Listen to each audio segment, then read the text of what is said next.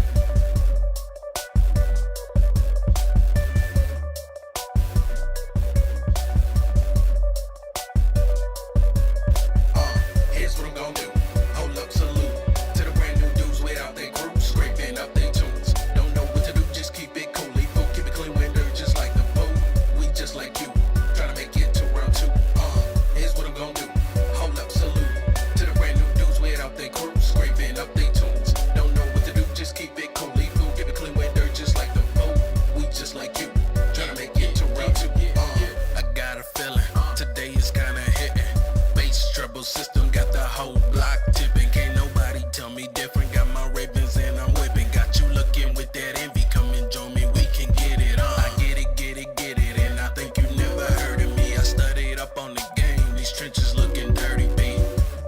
Innovation is the main key. So when you need that new, you holla DAME. Yeah, I call it King Penny. Cook up this dope and keep the people spinning. That mood changer. That #1 banger. You think I'm selling coke? Nah, not the same player. See this crack music. Put that flavor in your ear. Living the fast life. And now I'm switching gears and then I'm gone. I'm looking good now. Trips to Italy, shows in Moscow. Here's what I'm gonna do. Hold up, salute to the brand new dudes without their crew. Scraping up their tunes. Don't know what to do, just keep it cool. Keep it clean when dirt just like the pool. We just like you. Trying to make it to round 2. Here's what I'm gonna do.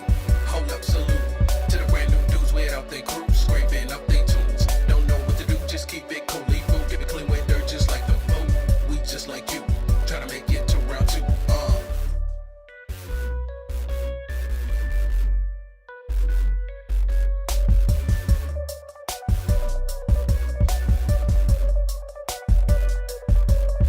I get it, get it, get it, and I gotta get mine. Keep the world in rotation, and these beats are sublime.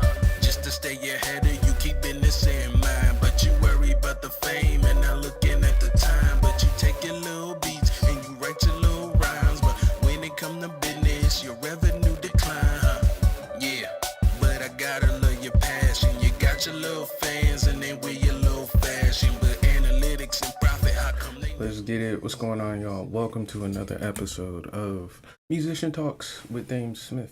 And we're going to go through some of the different ways we can be successful as musicians these days. So before I get started, I'm actually going to make sure we do a little housekeeping. And I want you guys to hit the like button if you want more content like this, because the like button lets more people know that this video is dope, right? And then the next thing we need you to do is hit the subscribe button, because if you hit the subscribe button, you can catch these streams on time and don't miss everything, because I'm not making clips right now. And so make sure you do that, so that way that helps the channel, but you can also get your hands on, of course, the latest content that I make. But essentially today we're going to be going over the gig money trap, okay? And the gig money trap is essentially how I guess you could say noticed musicians are essentially earning money, they're making money, they're getting their hands on money, money's passing through them and stuff like that, but they're not really investing in themselves. Okay. So in a nutshell, what that's looked like in my experience would, again, I've been a music student. So like most of my experience comes from live performance, studying, collaboration with musicians and things like that. And then of course, regular day-to-day life, right?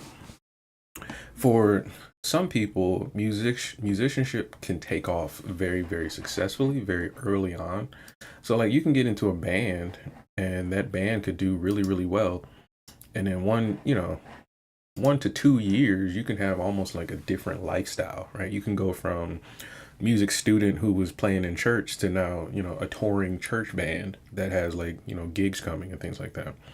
But the main thing that I've noticed is that whether you get the huge lifestyle change in the beginning or whether you're building up to a lifestyle change like many artists are doing, or whether that's not even a vision for you, right?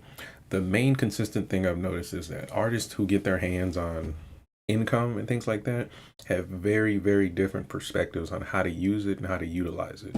So that's pretty much how we're going to handle this week. This entire week's theme is going to be understanding assets versus liabilities, understanding what investing really is, and then understanding how valuable, let's say, your effort and productivity can be if you pay attention to where it's put, okay? Where you're actually placing your effort and your productivity, okay?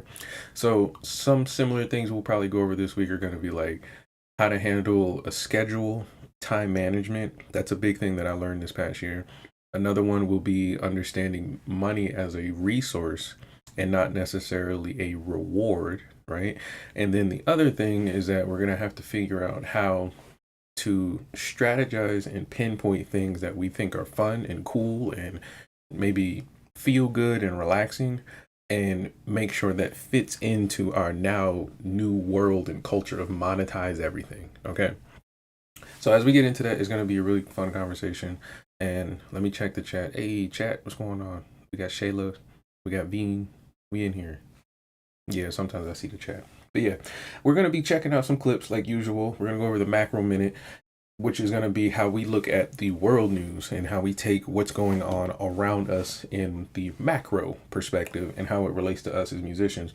Then we're going to get into the musical technical side of things, where how the marriage between tech companies and musicians is always in some kind of problem, right? And then we're going to get into just literally the music business. But our first clip is going to be how artists go broke with hit songs. Like if you think about what a hit song is, well, honestly, I want to know, what do you think a hit song is? Because honestly, when I think of a hit song, I've probably seen like 3 this week, and you probably haven't heard of them. Like there's one that I love right now, and I'm so conflicted in loving it because it's not conventionally a good song, but it's a great song. And it's the song where this dude is basically just rapping about being a pimp. But it's the funniest delivery. He has like really, really intricate bars. Like if you really like peel back all the entertainment side of it, it's like, wow, he's like really, really breaking down like syllables and like perspectives and stuff. It's kind of crazy. But it's the song. I think his name is D-Mac. I want to get it right because it is a good song. And like I said, it's a hit song in, I would say, today's standard. Like everybody's listening to it. Everybody's using it for content. And I don't think I have the right song. I'm going to just look it up. And then what I should do is actually, I'm going to pull it up on stream here so we can see it. Wow, I can't even find it right now. This is crazy.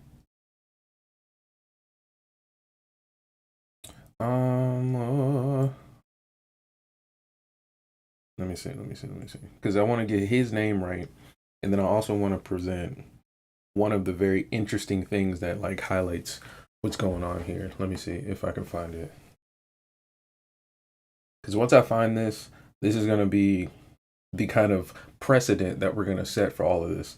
And most of what you're going to see, though, is going to be how fans understand what they're looking at, but then they're gonna have to really pay attention to what they're investing in, like as far as what does it mean to say I am a fan of an artist, right? Ah, I found it. His name is The Duce. ThaDuce. The Duce. All right. I'm gonna try to pull up this one particular video that I saw. Yeah, here it is. And then I'm gonna airdrop it to myself and then show you guys what it looks like and stuff like that. But essentially, The Duce, he has a song called Put It in My Hand. I think that's what it's called. And the song blew up and the song went crazy. And it was getting people, analyzing it and all that stuff. That's what hip hop does. We look at the lyrics and go crazy and stuff like that. And in my mind, the first thing I thought was what I've been preaching all last week was like, dang, another artist that blew up that I didn't hear about. So I was kind of like feeling FOMO. But then at the same time, I was like, well, what's he going to do now? Like, it's a full song. Like, he's got a beat and lyrics. So it's not like he was just in his room recording stuff, right? And then he dropped this one video. And I'm going to see if I can pull it up here. And he was basically explaining how his experience going through this like new shift and stuff like that as a rapper, because he already has like a catalog. He didn't blow up overnight. He's already official, right? But essentially what he wound up showing us was that he had planned for this. He had definitely already planned for this. He knew what he was doing. He had it could have came from anywhere as far as like, maybe someone taught it to him or maybe he paid attention or things like that. But in general, yeah, this is very well invested as far as things go. So this is him right here. This is The Duce. And let me know if you guys can hear this too. And try to make them a remix. Actually, I don't think you can hear guess what, this. stupid dummy? Okay, so I'm gonna pause real quick. Then we gotta get the audio in here. But yeah, let me know if you guys can hear that. Yeah, put it in my hand like it belong to me.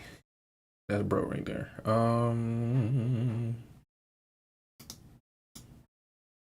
Oh, there's one hidden. Nope, that's not it either. You can? Okay, cool. You can hear it? Okay. Where did it go? We build it live, okay? We build it live. But yes, he's basically explaining to everybody that, like, because honestly, I'll say this too. The reason he probably made that video was a lot of people were trying to, in a way, shame him for what he was rapping about, but then also shame him for, like, quote unquote, being an overnight success, which is not what he was. And so the point he was making was that I own the masters to this. And all of the attention and the, media outlook and all that stuff comes through and it's still assisting me, right? Which means, at least when I saw this, that means, in my opinion, that most people probably didn't understand that, from a fan or not, right? See, because whole time niggas be mad because you own all your rights and shit to your music, you feel me? And they wondering why they can't get on YouTube and find that beat and try to make them a remix or something to your shit. Because guess what, stupid dummy? I'm a real businessman with a real business plan. Check this out, this shit belong to me. Anybody shading my music, I don't give a fuck. It's free promo, so feel free to shade me again today. Hello. You feel me? Talking about bad bitches and all my real niggas in the tennis. Y'all know what the fuck going on, man. Continue to run it up. We going to the top, you feel me? When I'm holding that motherfucking Grammy, they gonna be in for a motherfucking whammy. You know what the fuck going on. Hello. Bitch, put it in my hand like it belong to me. So pretty much that's how I want to set the precedent here. It took me a minute to find the clip and all that, but that's the precedent we're going to set here, right?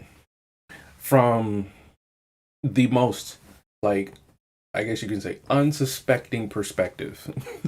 This person is a gang affiliated pimp by his own accord, his own claim, and he found a way to go out of that or leave that. Hopefully, we wish the best for you, but to get out of that and then use his life experience, that human story that we talked about when we talked about AI and things like that.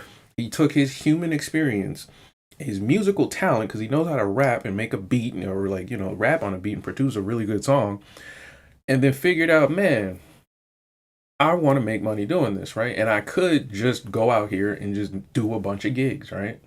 No, he decided to invest in himself as well and then own the masters. Now, as far as like how the masters is split and the publishing and all that stuff, that's all up to him and his team and his camp and stuff like that.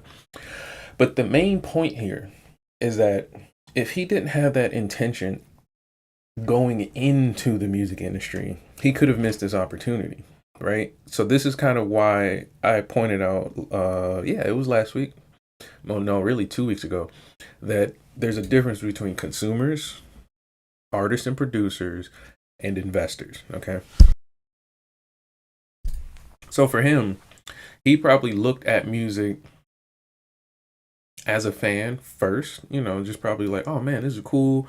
I'm growing up with it. And then in another perspective, he probably became a producer. He probably started writing and rapping and stuff like that. And then somebody probably taught him some kind of inclination that you can make money doing this. And then he became an investor, right? But it's a mix and a marriage of the three because he was able to experience all three. So when we talked about the Jordan Peele and Michael Keegan Key conversation, how they were saying Michael Keegan Key's wife wasn't really experienced in the creative process. So her input came kind of like disjointed and distorted as far as the current creative process that their project needed, right? So that means that there was not really enough experience for her to draw from to actually collaborate with these comedians and writers in that instance. When we look at him right here, this looks like he took all three of these perspectives and then found a way to make it work for himself. Now, again, we can get into the muddy parts of like, who's affiliated with what and what the numbers and splits are and all that, and bandmates and producers. But at the end of the day, it's from their team, from their perspective outward, right? It's not somebody just in the room making a song and then we just blew them up from like making a whole bunch of reaction videos. What he's doing is he's setting up basically the jump shot as a musician. And this is kind of what we're going to be going through all week. And we're going to see many, many, many examples of successful ways to do it like this one. And then very, very, very bad ones. Like we seen with the Sync deal with T.I. last Friday. And make sure you go check that out, because when I was actually uploading that one, the song that I played on there, it got muted because of copyright issues. So I went back and put my own music on there. So we're going to reinvest in ourselves the same way. So that's why you record your stuff, all right? Record everything, keep the masters and all that stuff, right? So let's get into our first clip and let's get to it. A major label such as Universal, Sony, Warner, and an indie label or imprint managing the artist. The major label usually funds the project, distributes the music, gets paid first. They recoup their money off the top. Then whatever is left flows down to the indie label, and finally the artist. Okay, so what we're looking at here is how artists go broke with hit songs, and we're gonna rewind it a little bit just in case some of you guys weren't catching on. And what they're explaining is the general understanding of the standard major label signing process, right? And in a nutshell, they're basically explaining that the major label is going to look for an artist who has an idea. The artist is usually a recommendation from an indie label that they're signed to, because major labels are not going to risk their investments on just dudes with guitars like this guy here in this picture. That's long and gone, right? So this is why pay to play was such a conversation. There's a video we're going to react to later this week where we're discussing why rich kids make it in the music industry. And so there's a lot of red tape and leverage that comes into this industry as much as any other, right? So the idea that you as an artist just got a great song and we're just going to love you and then put you on. No. That's not how it works. Like we just seen in the last video, if you don't own your masters, we can really exploit the hell out of you if you don't have those rights. So people who know these things, who understand their rights and things like that, and understand the leverage they have as musicians, have a difficult, or I would say a more difficult position to get into these business deals and these opportunities, because it's not as valuable to people who are taking advantage of the exploitation. What does that all mean? I'm using all these big words and stuff. Basically, that means that if you don't know the game, it's very, very likely that people are more willing to work with you because they can shape the game in your mind. But if you do know the game, it's less likely that people are willing to work with you because you too know the game. Okay? And so all that really means, if you wanted me to simplify it even further, is that you are competition. We talked about last week how TikTok artists and people who busk on the street, if you're playing the violin and stuff like that, how you are essentially going to be the same person that's competing with and alongside somebody like a Nas or a Taylor Swift on the exact same algorithm, right? So now if you think about somebody who doesn't know that, but yet they have the work ethic of, like, let's say a viral YouTuber where like they're pumping out songs and clips, are always live and things like that. That labor, that power, that effort, that productivity can be utilized when placed in the right area. So for one example, literally the social media app you're using, the attention you drag to the app, the eyes, the clicks and buttons that keep people on the app helps the app developers, right? They get to give the viewers who are watching your content more opportunities to see ads, or let's say in the terms of TikTok, to present more opportunities to, as they scroll past your content, to present another TikTok item in front of them, right? If it's SoundCloud or Twitch or things like that, there's ads running on the sides and things like that. Maybe you may hear ads in between songs or something like that, right? All of these things go into investments into the tech companies or the social media developers, right? But if I wanted to just get the investment purely off of the musician, this is where the record label will come in. The record label will then say, okay, little TikTok girl who keeps going live every day and getting 200, 300, 400 followers, can you promote this sports drink for me whenever you go live? And I'll give you $800. And then can you promote this video game for me? And I'll give you $200, right? What you would then have is like an affiliate marketing kind of process through the effort that you have not negotiated any leverage of, right? You don't have any rights to, let's say, the products you're promoting. You're essentially a contractual associate alongside a major corporation, right? And so what people have started to realize is that instead of doing that, they started to create their own products. So you've seen people like myself, or maybe your favorite person, like let's say a Mr. Beast has his own candy bar, or he has his own restaurant or something like that, right? The partnership now looks like, well, okay, I don't need your sports drink to be presented on my live streams as a musician. I have my own. Now the leverage is, okay, well then how much of what you offered me as far as resources as a record label can I leverage for the amount of money you're going to make off of my work, right? And when people start having that conversation, record labels step back.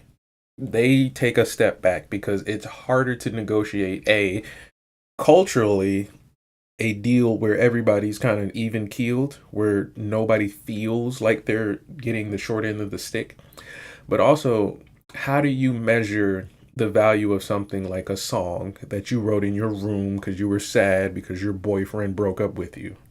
How do you measure the value of that today when in 50 years you're going to try to Paul McCartney me? You know, you're going to try to serve me papers for an album that we're trying to make because I was your bandmate or something like that, you know? And so what record labels have realized that it's easier to deal with people that don't know, set up the framework for them, and then they just adhere to that, than to try to contend with someone who's trying to structure their own framework. I know this from my experience because if you listen to enough mentors and people who've actually attempted to get into the music industry, that's usually the very stark point where they step away. And it's not even that they don't like music anymore. It's just that they don't see the value in participating because they don't see the results that they want from the music industry easy anymore. So, for example, you can see on an extreme level a Tech Nine, how he's been signed but is now currently independent. And then as you listen to his experience of being signed, he has a lot of experience in telling labels what it is that he expects from them, that of which they were not really receiving as far as something they wanted to offer. So when we think of that process, and we think of how artists think of this process, and then we think about how fans understand this process, I want us to remember that as we pay attention to this video, okay? So who gets paid first? Now let's zoom out. In many deals, there's a major label such as Universal, Sony, Warner, and an indie label or imprint managing the artist. The major label usually funds the project, distributes the music, gets paid first. They recoup their money off the top. Then whatever is left flows down to the indie label and finally the artist, maybe. Translation, everyone eats on the way in, the artist eats on the way out, if there's anything left. The reason he's stressing that if there's anything left or maybe or things like that is, in my opinion, going to come from the fact that the artist may not have leveraged what it is that they're going to eat on the way out, right? And that's a conversation many artists struggle with, because like if I tell somebody at their job, like if you work a job right now and you got to clock in, right, or whatever, you have a boss or CEO, and I tell you, go in there and tell your boss you need, let's say 1.8x more dollars an hour, or whatever currency you use in your country an hour.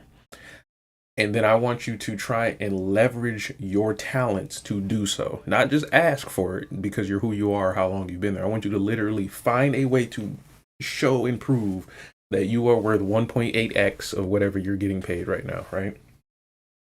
And what you'll then see is that a lot of artists will struggle with this because they will not either, they'll self-deprecate, meaning like they'll feel like, oh, well, I'm just an artist. Like I'm not trying to be rich or something like that. And then you'll see another form of artists where they just don't understand why or how to do that.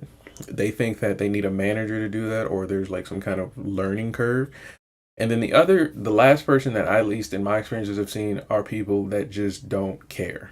They just literally just, when you talk about money, they turn off. When you talk about investing, they turn off. Even like the fact that I've been here for like 20-25 minutes talking this long about this is a turn off. Like they'd rather go play their instrument, right? And so when you fast forward to like utilizing these people, like I said, with record labels, where you're like, oh, you don't care? Well, here, I can make this work for you this way. Here's a deal that you can sign. They're more likely to sign that deal. If I have somebody who doesn't really know the industry, they don't really understand their own personal finances, I can tell them, hey, well, this person's going to handle it, and you just give them 15% and they'll let you know everything you need to understand, and they're connected to your record label, so you can trust them as well. They're more likely to sign that, right? And then you have the person who just really their idea of being wealthy has a stigma to it, right? So then you can definitely push for them in a contract to say, well, listen, we understand for you it's more about passion, creativity, and we know you have a message for let's say the women's rights and men's rights, and you want people to love and things like that. So we're not really going to focus on the money right now, but we're going to give you full access to our studios. You have full entourage access, and then of course you have lodging and travel covered by the record label, but we need you to just work as hard as you can getting your message out.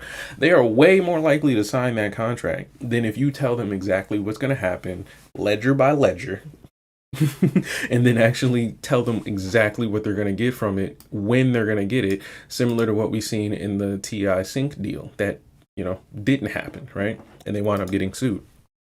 So a part of this conversation is artists' willingness to have this conversation, willingness to make a video like this, willingness to open the door to say, probably not going to think about putting out music until I structure a way that's beneficial for me.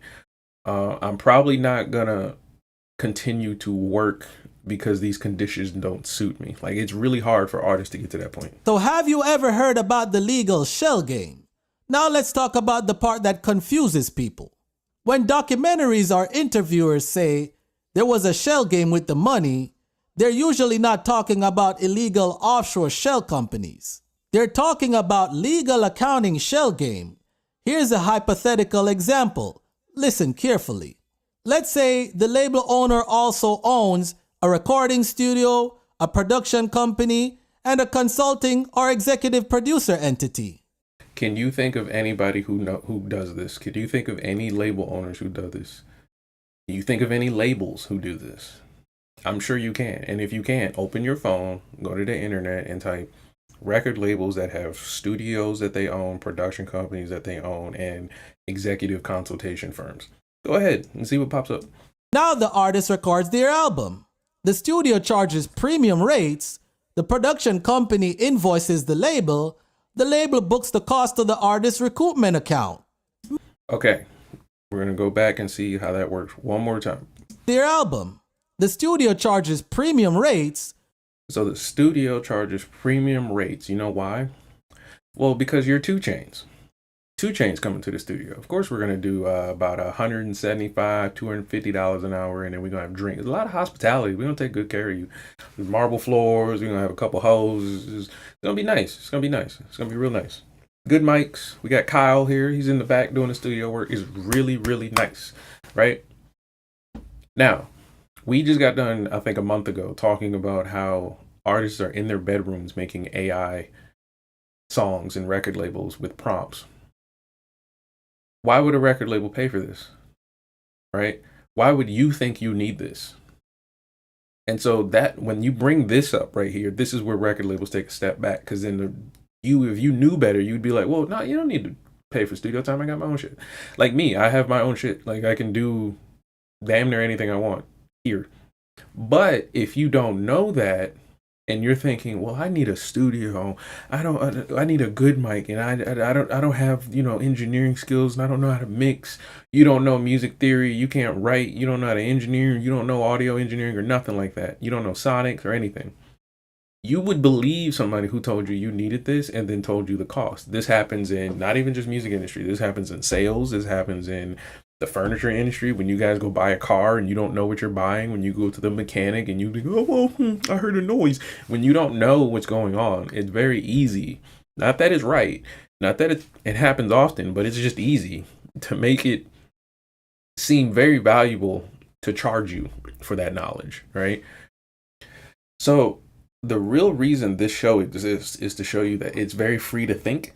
And once you start thinking, you can kind of play the same game with people, and then you can play it within your own characteristics, right? So if I was a record label, I wouldn't do this to my artist without explaining this completely to them. Because what would then happen is the artist can make a decision, right?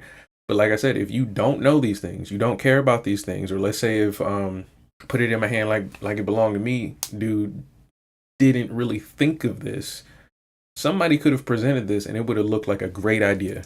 A production company and a consulting or executive producer entity. Now the artist records their album. The studio charges premium rates. The production company invoices the label books the cost of the artist's recoupment account. So it said recruitment, but it's really recoupment account. And what he's explaining is that the studio charges the record label. The record label basically takes what they plan on investing into the artist, and they just use that money to pay for the studio time. So if they give you $1 million and you wind up spending $200,000 of that $1 million recording the album, it's coming out of what they recoup from you or recoup for you. And so the idea that they're going to give you $1 million up front and then use their money on the back end to then invest into you, no, that's not how this works, right? But if you don't know that, you may think that's the case because it may feel that way. And then in another version of this, we've seen in, I guess, worse examples where things like gifts, things like refreshments, snacks, food, outings, lodging, and all that stuff gets swiped on a specific card in a certain bank account. And the artist is thinking it's the label paying for it. They're thinking it's the label doing this. The label is the one covering the costs and things like that.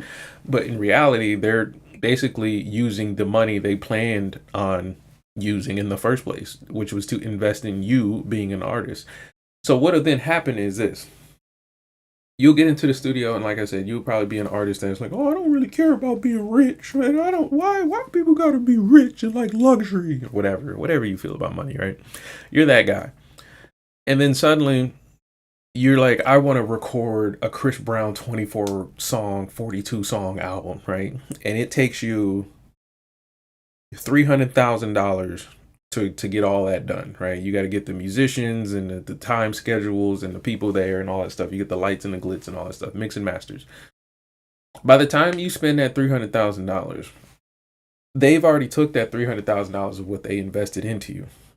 Now, how do you plan on making the money back, right? So now you have to make $300,000 off of this one album, and then you got to make it back with interest in order to pay what the record label was investing into you. Okay, so they're not giving you money just to just give you money and being an artist.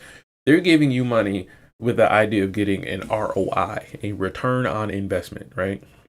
And so what will sometimes happen is that if the artist can't fulfill that, then the artist will then sell the catalog or sell the rights to the catalog, depending on how they can negotiate, right?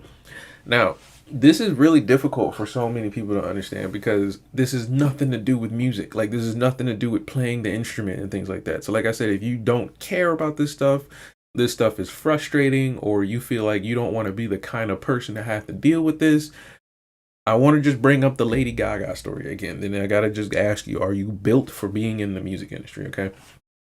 Because you're going to meet a person like this man in the suit here in this funny little cartoon, who really, really doesn't care that you're singing right, doesn't care that you're singing wrong. He doesn't care that people love you for, let's say, your personal life. We watched videos where I was talking about how record labels are kind of targeting people with a criminal background, being able to use that as leverage and their circumstances leverage for keeping them in certain deals. They don't really have to like you, right, to work with you. The idea here is that there is an opportunity. So you will be faced with somebody that's looking at you like that. And so you being the warm, self-deprecating, humble, lowly, street-busking artist, you are on the exact same algorithm as this person, right? And you're in the same room possibly, especially if you're trying to make it or whatever you call it, right? And so now that you're here, how do you then navigate this with the information that you understand? Usually what happens is most artists go independent and then realize that a lot of the work that they're up against is pretty much based on how these people are leveraging, let's say, technology, leveraging marketing, and leveraging sales, not necessarily good talent, right? Which then turns you into one of two things. Either you're going to be a musician that's going to be deep diving into current political or social commentary, or you're going to be a musician that's really going to deep dive into using technology and marketing and sales to improve your music, right? And so now you have to make a choice. But again, this is really nothing to do with music at the end of the day. Meanwhile, those invoices get paid immediately. The money flows to the entities controlled by the label owner. So what happens? The artist's balance gets worse. The label owner gets paid personally. Everything is legal on paper. The issue isn't that money was spent. The issue is who controlled the spending and who benefited from it. And that's the part that, again, I'm talking about, is who controls the spending.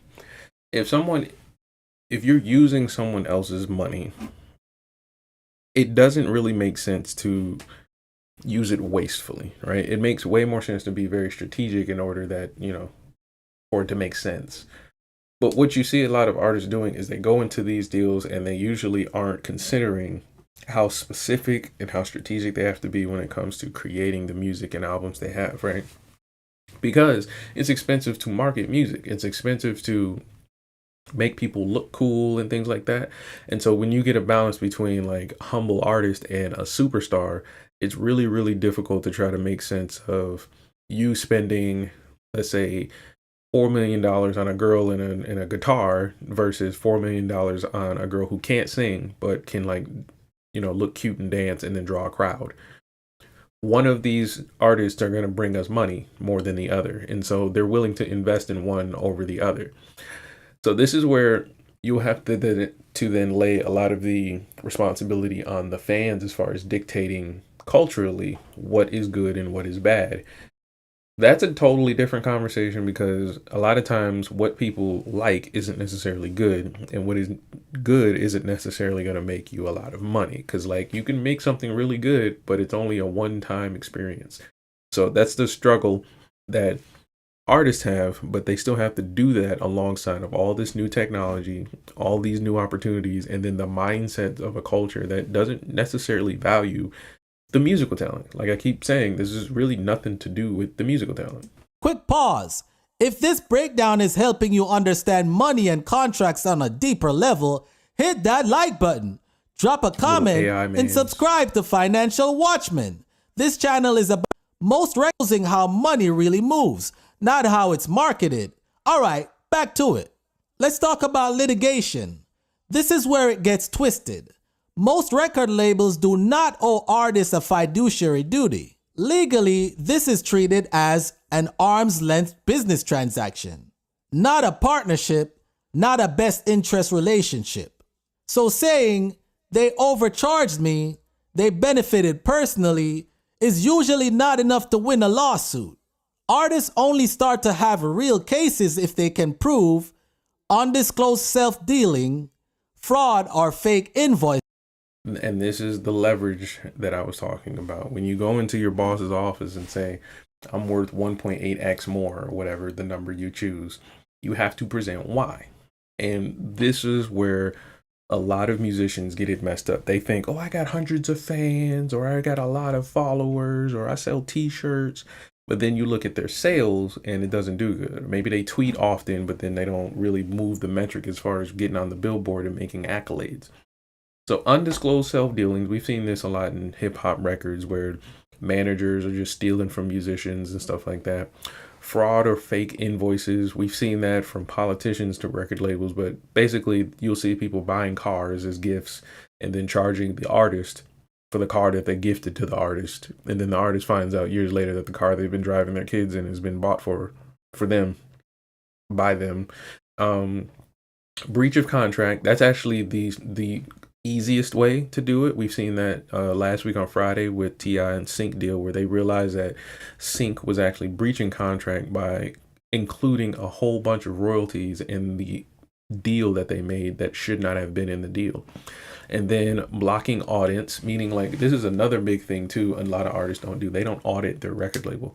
If you ask to see the statements of what's going on with your accounts and they just don't do it ever, or they just ghost you, you can bring that up too, as well as having a case.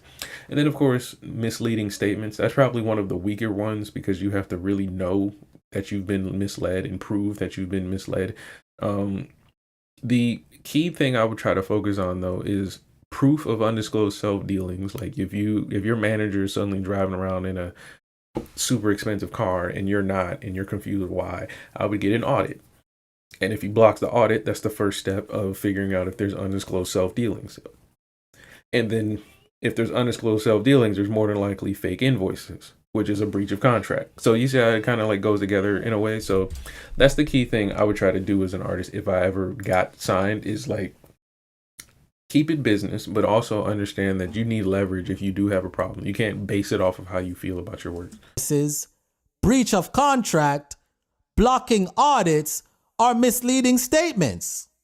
That is hard, expensive, and time-consuming, which is why many artists stay quiet or settle. And that's the artist's fault when they stay quiet and settle and they don't want to fight and they don't want to stand up for what clearly is wrong, right? So when you see situations like they were talking about with TDE and things like that and SZA and all that, people trying to figure out like, well, why would you treat an artist that way? Well, it's because a lot of times artists just sit there and they act like going on Twitter or in their Instagram stories is going to make a difference. Or they're scared that bringing up a lawyer is going to make this, superstar rapper not work with them anymore or something like that. So why does this keep happening? Here's the part nobody wants to admit. We just seen Pooh Shiesty try to shoot and rob Gucci Mane. So it's not really easy to have these conversations. So I'm not saying that, but I'm just saying that like this is a problem that artists are going to have to be the ones to be on the forefront of taking the responsibility. Artists are often pressured to sign when they're broke, they're emotional, they're desperate for an opportunity. And that's the other key thing. When you are an artist and you're trying to quote unquote make it, and you've been on TikTok for 6 years, 7 years, you're going live, and you're only making minimal amount of money, it's very easy for somebody to come along with a system that can basically prove that it can make money for you, and then even prove to you that it works. And then you can take that deal without thinking about the leverage that you have in the deal. Very easy because you're thinking about immediately getting out of your current situation, right? But again, how do you value a song that you made in your room to somebody who's never heard you, never met you, and trying to basically take the rights of that song? Like, how do you value that?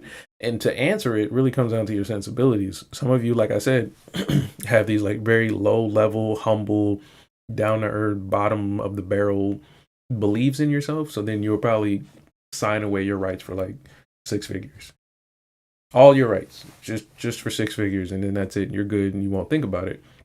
But then the guy here with the sunny sunglasses right here, he's thinking about 10 figures, right? He's thinking like, okay, you're one of many people I'm going to give this deal to, and this is going to help me invest into a greater company in order for me to help me and my friends get rich, because they just have a different outlook on life, right?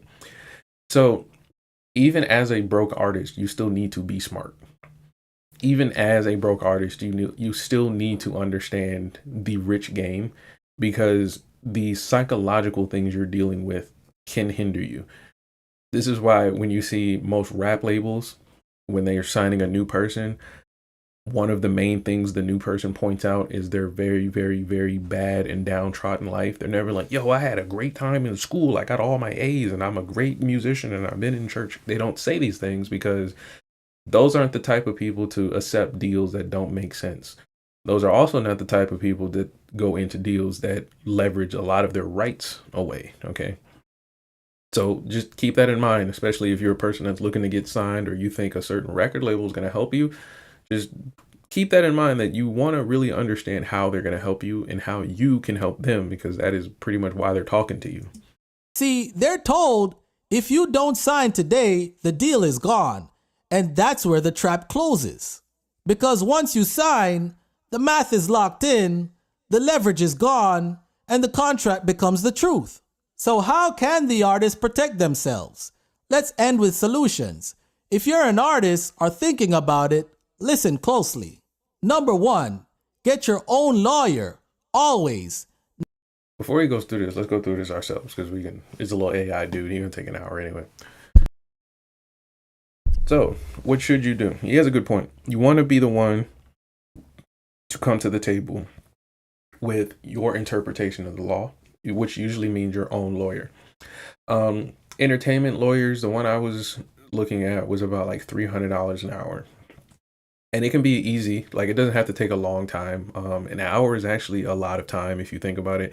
But if you really, really, really have a deal on the table, this is where investment comes in. If you work a regular job, or if you have like a busking thing, or if you're getting royalties and things like that, you should be taking a percentage of what you make to the side for lawyer fees. Now, these lawyer fees are things that you can do over, these lawyer sessions you can do over Zoom calls, sometimes even emails or things like that. But this money would be here. So that way you can have somebody help you interpret the law.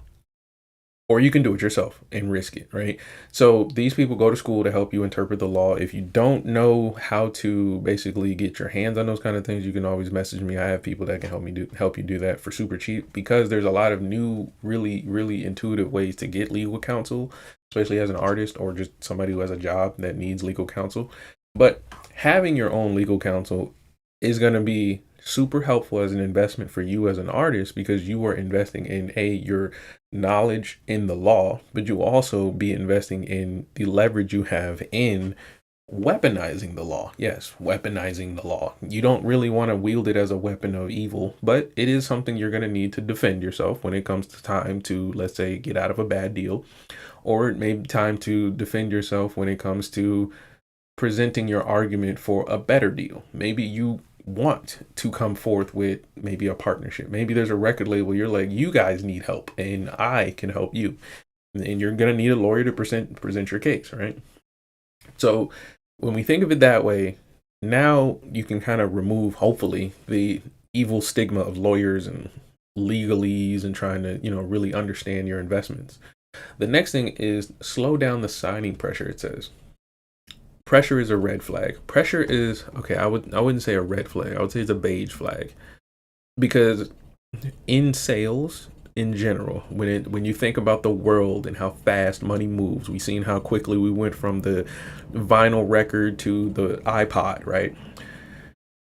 You want to be ready at all times in order to quickly process information, right? AI is helping us do that in terms of, like, you could probably have AI alongside your lawyer, with your lawyer, cooperatively go over contracts and, like, maybe find different precedents that are set or whatever, different ways to leverage or whatever. I don't know. But that being in existence, just pressure alone isn't necessarily a bad thing. Slowing down the signing process can be a good thing, but can also create stagnation in your career. So you have to really find that sweet balance, which is why you want to be upfront investing in your education now. Like, you want to learn how this works early before you get to this table. Because if it takes you, let's say the deal is supposed to happen in 2 weeks and you don't know, let's say, what perpetuity means and what comes with perpetuity and all the other things. If that takes you 3 weeks to learn, missing the deal is on your hands, right? That's because you weren't educated. So it's not that there was pressure there as a red flag. It just means that you weren't educated, and it takes you time to catch up with the learning curve in order to be able to do the deal. So that's why I would say that's more of a beige flag, right?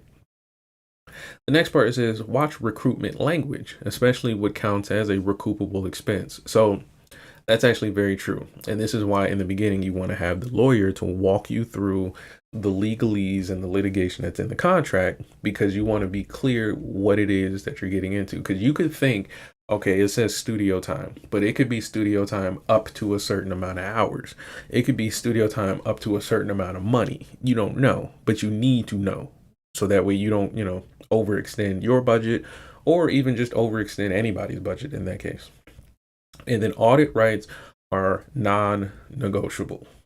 We just explained that. You have to be able to audit what it is that's funding your business, what it is that you're funding, and how it is that you guys are making money to a T. And the only reason that's a good thing is because it brings clarity to the partnership and the business that you guys have. Now, let's pause here for a second. Why wouldn't a record label want to give an audit to their artist? Why wouldn't they want to do that?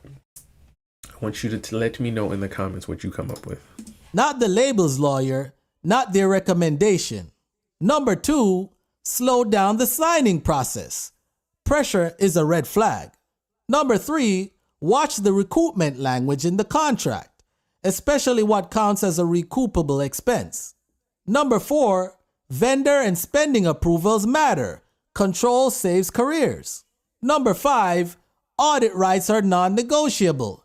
And remember this line, burn it into your brain. If an opportunity disappears because you asked for time to read the contract, it wasn't an opportunity. That's actually a good point too. Little AI man, great point. Because I was actually learning about I think it was insurance. It was life insurance. And basically when you're getting life insurance, I think you have up to, 30 days to review the contract. So it's like by law, like you have to, present the contract in full, explain it to them. And then you have 30 days to go over it with your lawyers or whatever you need to do. And then you can come back and say, you want to change this, change that. And then it starts a whole nother 30 days if you want to make changes, or you can sign it, right? So I think that's extremely fair. And you should, again, if you guys didn't know that, you would have walked smooth into a contract. They would have told you, like, I heard a story and it blows my mind that we let him get away with saying this. Fat Joe told us he signed a contract on a stripper's butt. Come on, y'all got to be smarter. Was a trap. This video is for educational and informational purposes only. I am not alleging wrongdoing by any individual or company, and all examples discussed are hypothetical or based on publicly known industry structures. And that's pretty fair right there. So I think a lot of times when we have these conversations, this song is back. This is funny. YouTube and find that beat and try to make them a remix or something to your shit. Because guess what, stupid dummy? I'm a real businessman with a real business plan. Check this out. This shit belongs to me. And a lot of times we don't really consider these conversations.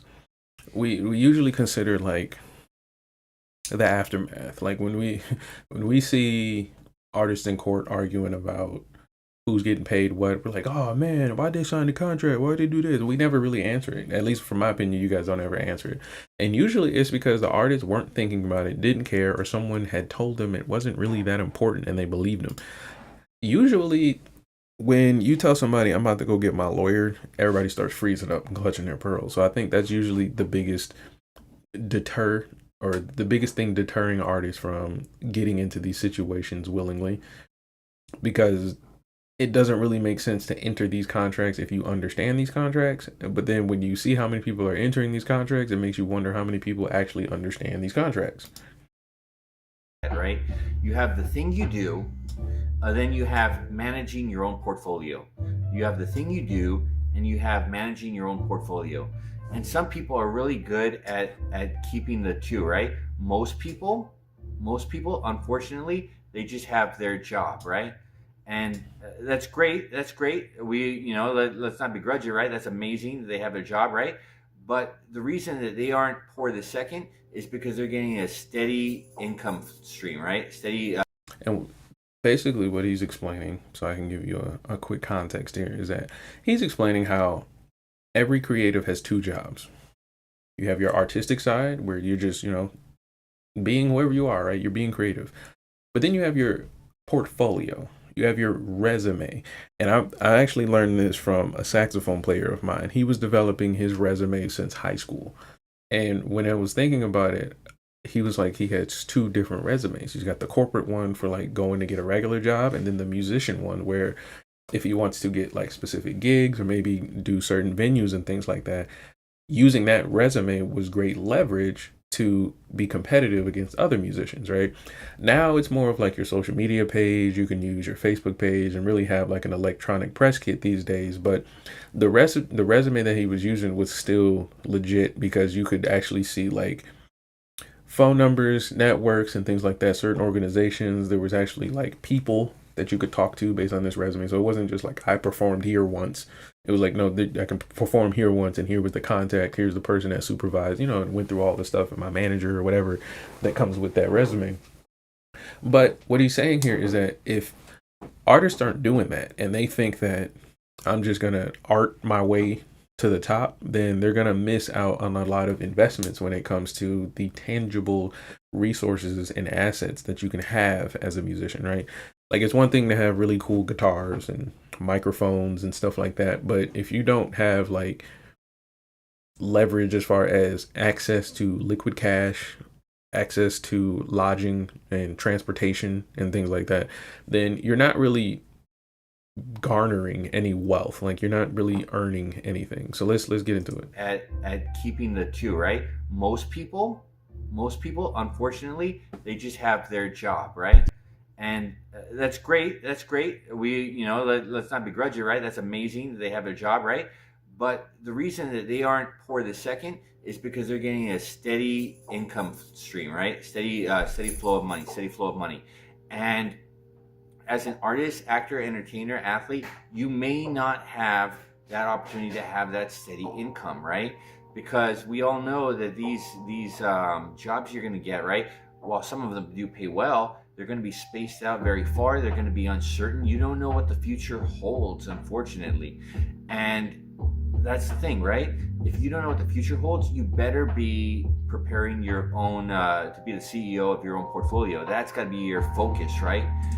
And basically, understanding this right here is the hardest part for a lot of musicians. Your parents have been driving at home, have a job, have a plan B, go to college, all that stuff, right? But your parents aren't going to be the ones to have to deal with the industry volatility, right? So a lot of you watching this may not have been there before cell phones were a thing, right? May not have been there when there were like phone books and stuff. So your parents' perspective of, let's say, investing and things like that are consistent through time. The part that's not consistent is what you do outside of investing. So what most people are doing outside of investing doesn't help their investments. Most people are, specifically when it comes to artists and things like that, their consumerism supersedes their investments. So that means if I'm a rapper right now and I'm blowing up, for example, take Lil Nas X, Cardi B, who else is out here? Like a lot of these big names, they're getting multi-million-dollar deals putting out 1 to 2 albums a year. Now I want you to think about, let's say, like your job, and think about how much you get paid to work every single day. Like, just think about what you call productivity, right? Producing, manufacturing, creating, right?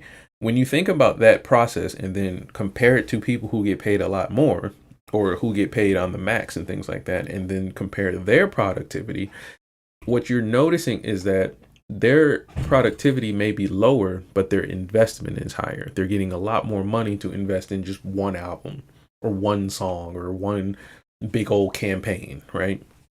Whereas when you work your regular job, each hour is what you're paid for. Each hour of work, or let's say each sale or each, ticket you complete or each gig you complete, that is what you're offered, or that's what you're compensated on. So now what you're having a conversation about when it comes to these artists are, okay, how do I leverage all of this work that I say I'm doing, like the shows, the practice, the studio time, and all that stuff? How do I monetize, or at least make an income from all this work that will supersede the volatility or the random, I guess you can say, impact my industry can have based on technology or pop culture and things like that, right? Well, the way a normal job would do that is they pay you by time. So if nothing happens at Arby's between 10 a.m. to 1 p.m., and then 1 p.m. picks up for the dinner rush, you still get paid for those hours, right? So people will rely on that because they know that consistently they will get paid on those hours. But if Arby's was like, well, you get paid for however many sales we make that day, then you would be working a lot harder from that 10 a.m. to 1 p.m. time to make sure that 10 a.m. to 1 p.m. time is actually sustainable for your income. But how do you know how much you should get paid from 10 a.m. to 1 p.m.? What is it based on, right? And so for artists, they start to run into a situation of, okay, I'm either going to join a band, I'm going to get a record label, or I'm going to figure out some way to make consistent money outside of music. Whereas what they could be doing is investing into the music. That's a hard conversation to have with musicians because the way that looks isn't sexy. The way that looks is Currency's career, the rapper Currency, where you're just in the studio, just grinding out and grinding out and reinvesting and reinvesting and reinvesting. And then eventually you can do whatever you want based on the numbers. So for musicians and artists, it's going to be really, really tough to wrap their minds around this because it's not an artistic or fun or creative thing. Again, this whole thing I just named has nothing to do with playing your instrument. That's the thing, right? If you don't know what the future holds, you better be preparing your own, to be the CEO of your own portfolio. That's got to be your focus, right? Because let me tell you a story, right? Some of these actors you hear about, even the ones who hit it big with like multiple millions of dollars, they end up like, unfortunately, dying broke, a lot of them. And that's for real. That's because they don't manage their own money, or they leave the management of their money up to other more interested parties, let's say, right? But when I think about some of these people, right, what I'm thinking is that they have a lot of overhead, especially if you end up very successful. Like if you end up like a very successful multi-million-dollar actor, right? You're buying the big house, you're buying a couple big houses, you might not be paying them all off, you might just be paying the down payment on a few of them. And when things get tough, then guess what? You don't have the money to pay the taxes, you don't have the money to pay your payments, and then you lose the houses, you lose your money. And that's not even counting being sued or this or that or the other, right? And that's actually more common than people would like to think. And it doesn't really happen with just actors and actresses and entertainers. This happens with, run-of-the-mill business owners. It's called lifestyle creep. Whereas if you get, like, in his example, millions of dollars, yeah, you're going to, more than likely buy like a $300,000 house, $400,000 house, $500,000 house, and then start having to pay mortgage, taxes, maintenance on that. And then if you're not of the lifestyle that can maintain that, which would be somebody with a steady income, then eventually the cost will then supersede the resources you have for it. So we've seen this with athletes a lot, where they'll buy like really expensive houses and then have to sell them and stuff like that. But the concept here is that, again, when we think about recoupment money for an artist, or maybe a contract for an athlete or something like that, if I get like $1 million contract as an athlete, a large chunk of that is going to go towards healthcare. A large chunk of that is going to go towards basically legal fees, because I'm going to have to weaponize the law to defend this income. And then there's going to have to go into lifestyle. The part that most people will wind up doing is they'll dump a lot of their money into lifestyle because it feels really good to get nice things. It feels good to drive a nice car, to buy a new computer, to wear nice clothes and eat fresh food. But the issue is that the reason you got the money isn't being invested in. It's being invested into the lifestyle. The reason you got the money in this example as an athlete was your athleticism, your health, your business acumen, your understanding of the game that you're playing or your sport.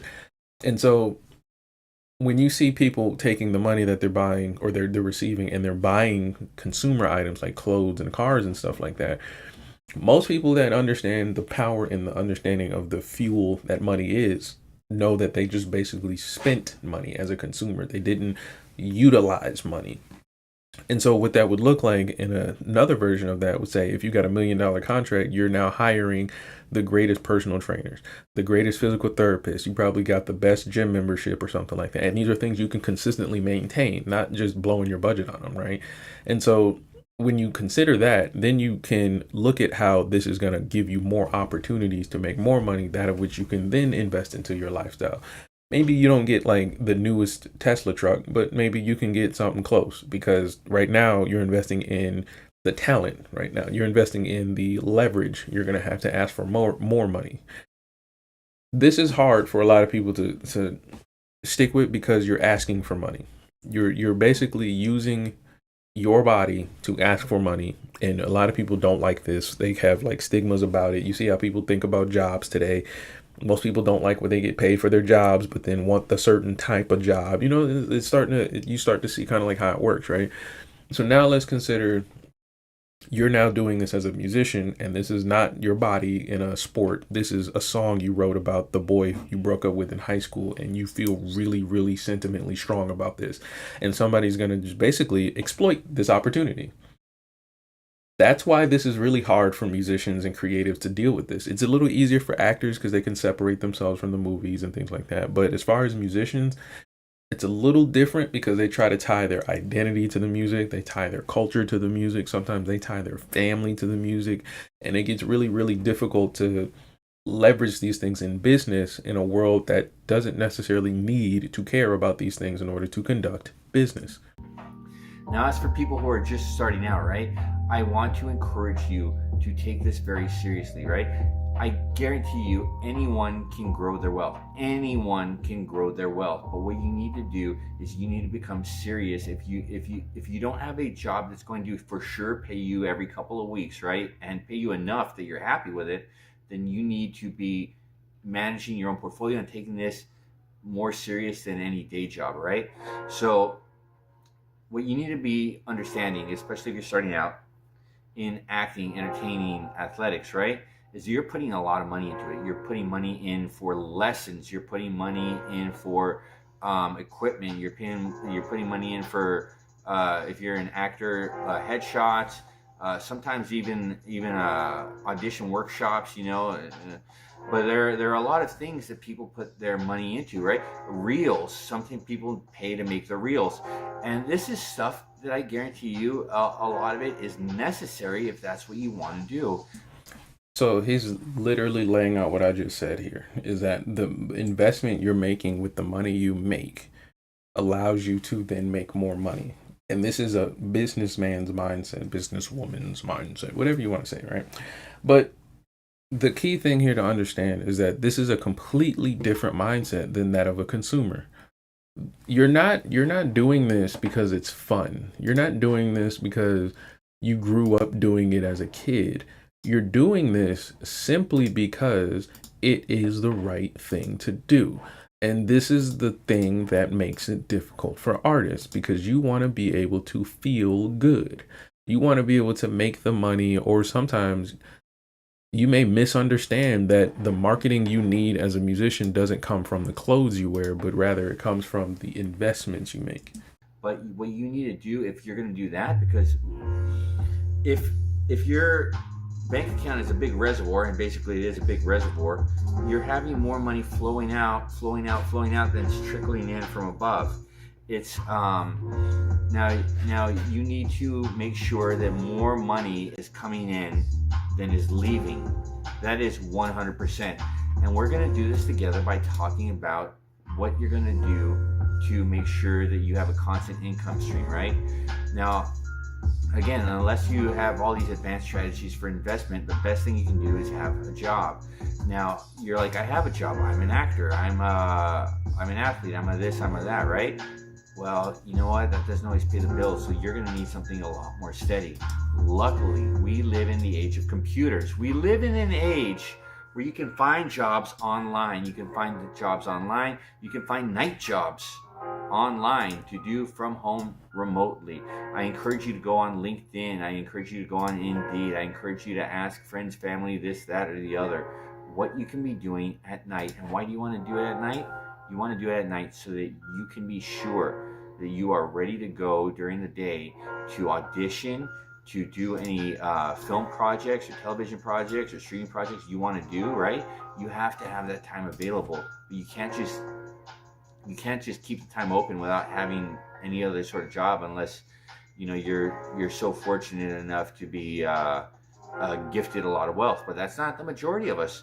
And he's right in a sense that this is one of the options that you have to exercise, because when you're thinking about consistency as a musician, you either gonna, like he said, double down on investing in yourself, or you're gonna have to supplement, right? And most people don't mind supplement. Like if you're an entrepreneur, getting a job, you didn't cringe that at all. Like you was like, oh yeah, I mean, yeah, it's easy check, take the check, like that makes sense, right? But the reason he's saying this is because the point that he made in the beginning, where some people will actually believe that their job is them being a musician, or their job is them being an actor, which is technically true, but it's more so how do you make a living is really the question, right? And so when I pay attention to the artists that are making a living, it's not only through music, it's the music is the vehicle for them, right? So when I think of, let's say, artists like Nas and Bevel, when you think of DJ Khaled and the 19 different things he's doing, when you think of all the tech that you see musicians getting into and stuff like that, all of that means that there is a value in the knowledge and the leverage and the learning and the investments that you can do. Why artists don't do this in mass, I don't know. I don't know why there isn't just like an entire East Coast coalition of rappers that are just opening schools along here, teaching kids how to rhyme and read. I don't know. They usually leave it to teachers and people who are not really trying to make money, that of which means that they're also not interested in the litigation and leverage you can get from investing in these types of musicians, which then leaves all of these young musicians that you could have out in the wind to learn this business on their own, which makes them vulnerable to people who do know the game, like the rappers. And so it becomes a vicious cycle. But like I said, a lot of this comes from the artist's understanding of money as a utilization tool, not necessarily just like a thing to make you feel good for buying new shoes and going out with friends. Without having any other sort of job, unless you're so fortunate enough to be gifted a lot of wealth. But that's not the majority of us. And even if it were, people lose their wealth all the time. Did you know that the majority of millionaires in this country are made first generation? That means the majority of millionaires in this country, they're self-made. And usually the time it takes to lose that money is 2 generations. So like, let's say you earned $15 million in your life, right? And now you're passing it on to your children when the time comes. They may not be as responsible with it, but by the time it gets to your grandchildren, they may have lost it all by that point. So it's all of our own personal responsibility to make sure that we're building, we're piling, we're not spending, we're not diminishing, right? And again, this is really hard for artists to understand because you're not thinking about as a single, trap rapper about your grandchildren. You're not thinking about your grandchildren as Sabrina Carpenter. Like there's no real reason to think of like the lifestyle of a 4-year-old that your kid's raising. Your kid is raising their own 4-year-old and you're trying to help that 4-year-old. Like a lot of artists really struggle with this ability to envision a reality like that or envision that concept. Sometimes it doesn't have to be grandchildren, but it could just be when you're 60, do you want to be able to use your hips or do you want to need your hips replaced, right? And either way, do you want to be able to afford it? And so the thing that he's pointing out here is that, yes, it is a lot of personal decisions, but you also have to then change how you look at consumerism, how you look at the things you enjoy to spend money on, whether it's food, whether it's clothes, whether it's musical equipment, because the money you receive isn't necessarily money for you to just play with. Like when I live in the US, like when your government gives you back your taxes, like, yeah, that is money for you to just go eat off of. But it would benefit you to figure out how to turn this money into more money, right? Now, doing that may not be fun. Doing that may not look the way you want it to look. And doing that may not, let's say, bring the social satisfaction you may get from living the lifestyle you want. But are you doing everything you do? Is all your productivity and your energy for that? Is that really why you're doing this? Is just to feel good today? So it's all of our own personal responsibility to make sure that we're building, we're piling, we're not spending, we're not diminishing, right? So again, think about what it is you're going to do as your night job or your side hustle, something to bring in constant flows of income, right? I want you to have the money to train. I want you to have the money for the equipment you need. I want you to have this, that, and the other, right? But we got to get serious about this. And when you're taking your money from your day job, right? You're going to put away 10 to 20% probably, right? 10 to 20% each paycheck. And you're like, dude, I don't have enough money to survive, right? Okay, so let's say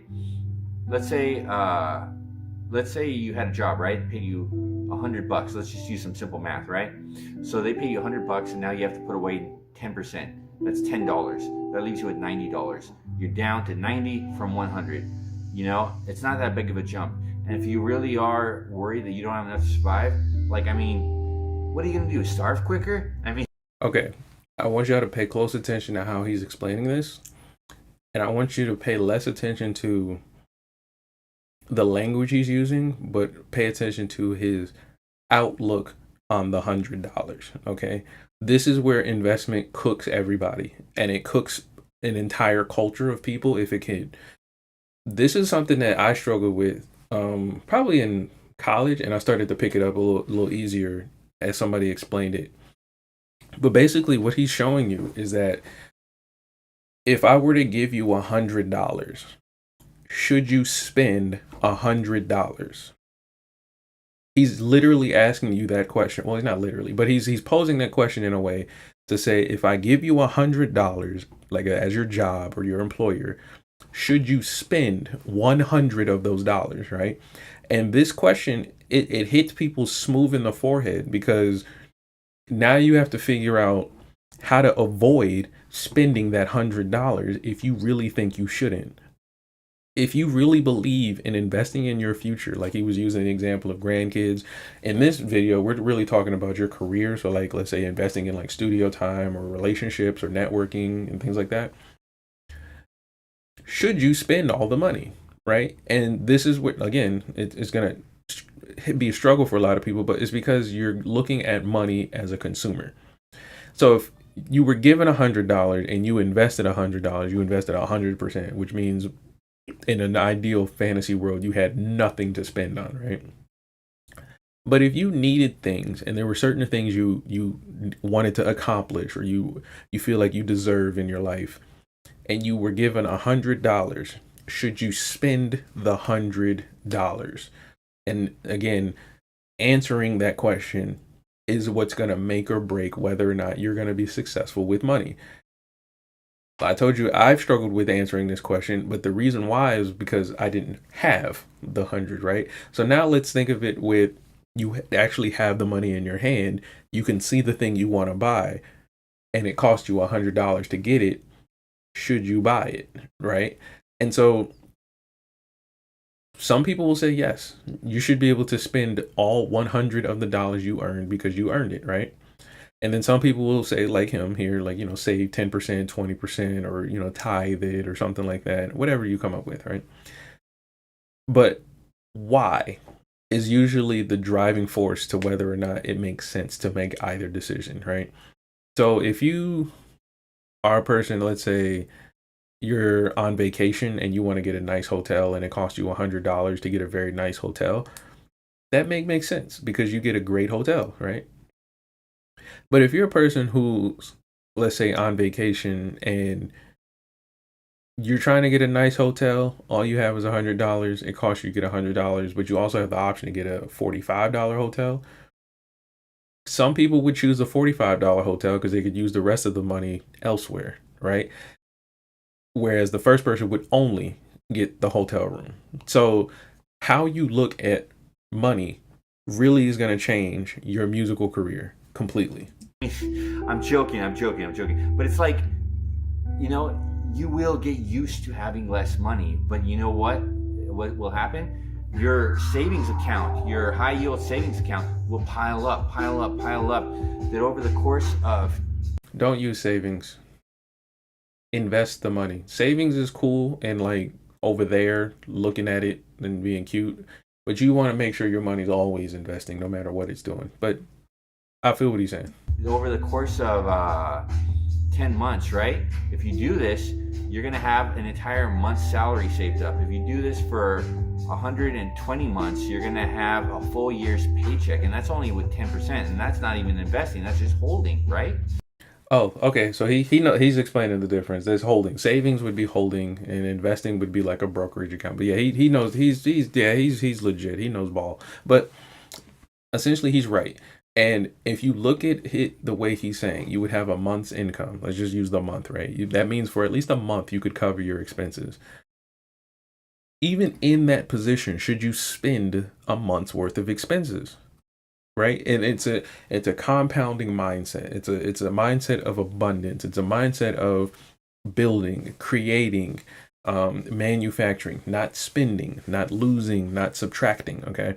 And it's very easy to spend and consume and subtract, because if you've ever been into any major city or in the United States and driven down the street, you can get inundated with signs, signals, and I guess you can say triggers for you to get out there and spend your money, whether it's food, and it all comes from your body's natural responses to these things. It could be food, it can be relaxation, it can be comfort, it can be socialization, it can be love, it can be addiction, it can be anything, and it's all there for you to utilize it. But the only way you can access it is through money. So if you change that mindset on, okay, money gives me access to pleasure, to money gives me access to pleasure, let me harness the ability to make money, then you have a completely different, I guess you can say, outlook on how to use money. So what that could look like is this. If as a musician you get a deal and they give you your advance check and you're like, oh man, I'm gonna buy a bunch of cars and stuff like that, right? That's one thing. People are gonna think you're rich and you're gonna do good, and it might help you get your streams up. But let's say instead of doing that, you then invest into a school tuition to get a degree. Depending on the degree, that could actually open a lot of doors up as far as how you could leverage that education. But if you don't think of the value of an education, but you value, let's say, the pleasures of people thinking you're cool, people thinking you're rich, or maybe girls liking you a little bit more, then that's where you're going to place your money. But at the end, like he said, when they're old and they don't have management of their wealth, or there is no wealth, how he said you have I think he said $15 million in a lifetime, your grandkids could spend it all. When that happens, why would you think an artist would complain? Well, typically it's because they didn't understand these things. So you need to take this seriously, right? It can't all be about being like, oh, artsy or whatever. It can't all be about being rocky and having the dream, you know? Because I'm gonna share a secret with you, right? This is my last secret to share with you, right? When people get a job, you know what they're doing? They're buying a lottery ticket. They are buying a lottery ticket. They're saying, I hope this pays off. I hope this pays off. I hope this pays off. But you know what? They're buying scratchers. You know, it's more likely to pay off, but it'll pay off just a little bit of time, just a little bit of time, just a little bit of time. They're buying. And I agree with them. And a lot of times when people say that, though, they'll jump in their mind to think, or when people hear that, they'll think in their mind, don't get a job. But really what it is just that don't bet on a job. Like, most people today should have a job as well as their own business, really. You should really have your own business. Now, the hard part is what kind of business you should get, because if you're a musician, odds are you're probably not the kind of person to be business minded. So you want to get into the music business as a business, not really as an artist, or at least outright just an artist. Because again, if you're just a normal person, you wouldn't go into, let's say, working at Target. You wouldn't just be like, I am a Target employee. You know, you would try to like make your skills look good. Like, I can type and I can do administrative work, and you'd want to present some kind of leverage for the money you're asking for, right? The same thing applies here. The only difference is that when you do that here, a lot of times it seems like musicians are struggling with how to make it make sense for the lifestyle that they want. So like, if you want to work at Target, most people that work at Target know they're not going to go buy a Rolls Royce, right? Or maybe can afford buying a Rolls Royce. But for some reason, when you give a musician a bunch of money, they immediately upgrade their lifestyle instead of, you know, their access or their leverage and their assets. So now let's go into our next clip.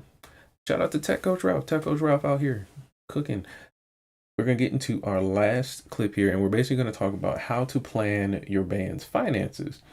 And it's going to show you a little bit about how bands do it. But now that we went through all of the stuff about like figuring out what finances look like for musicians, what investments look like for musicians, and also trying to figure out how to, let's say, maintain your wealth in this last clip here.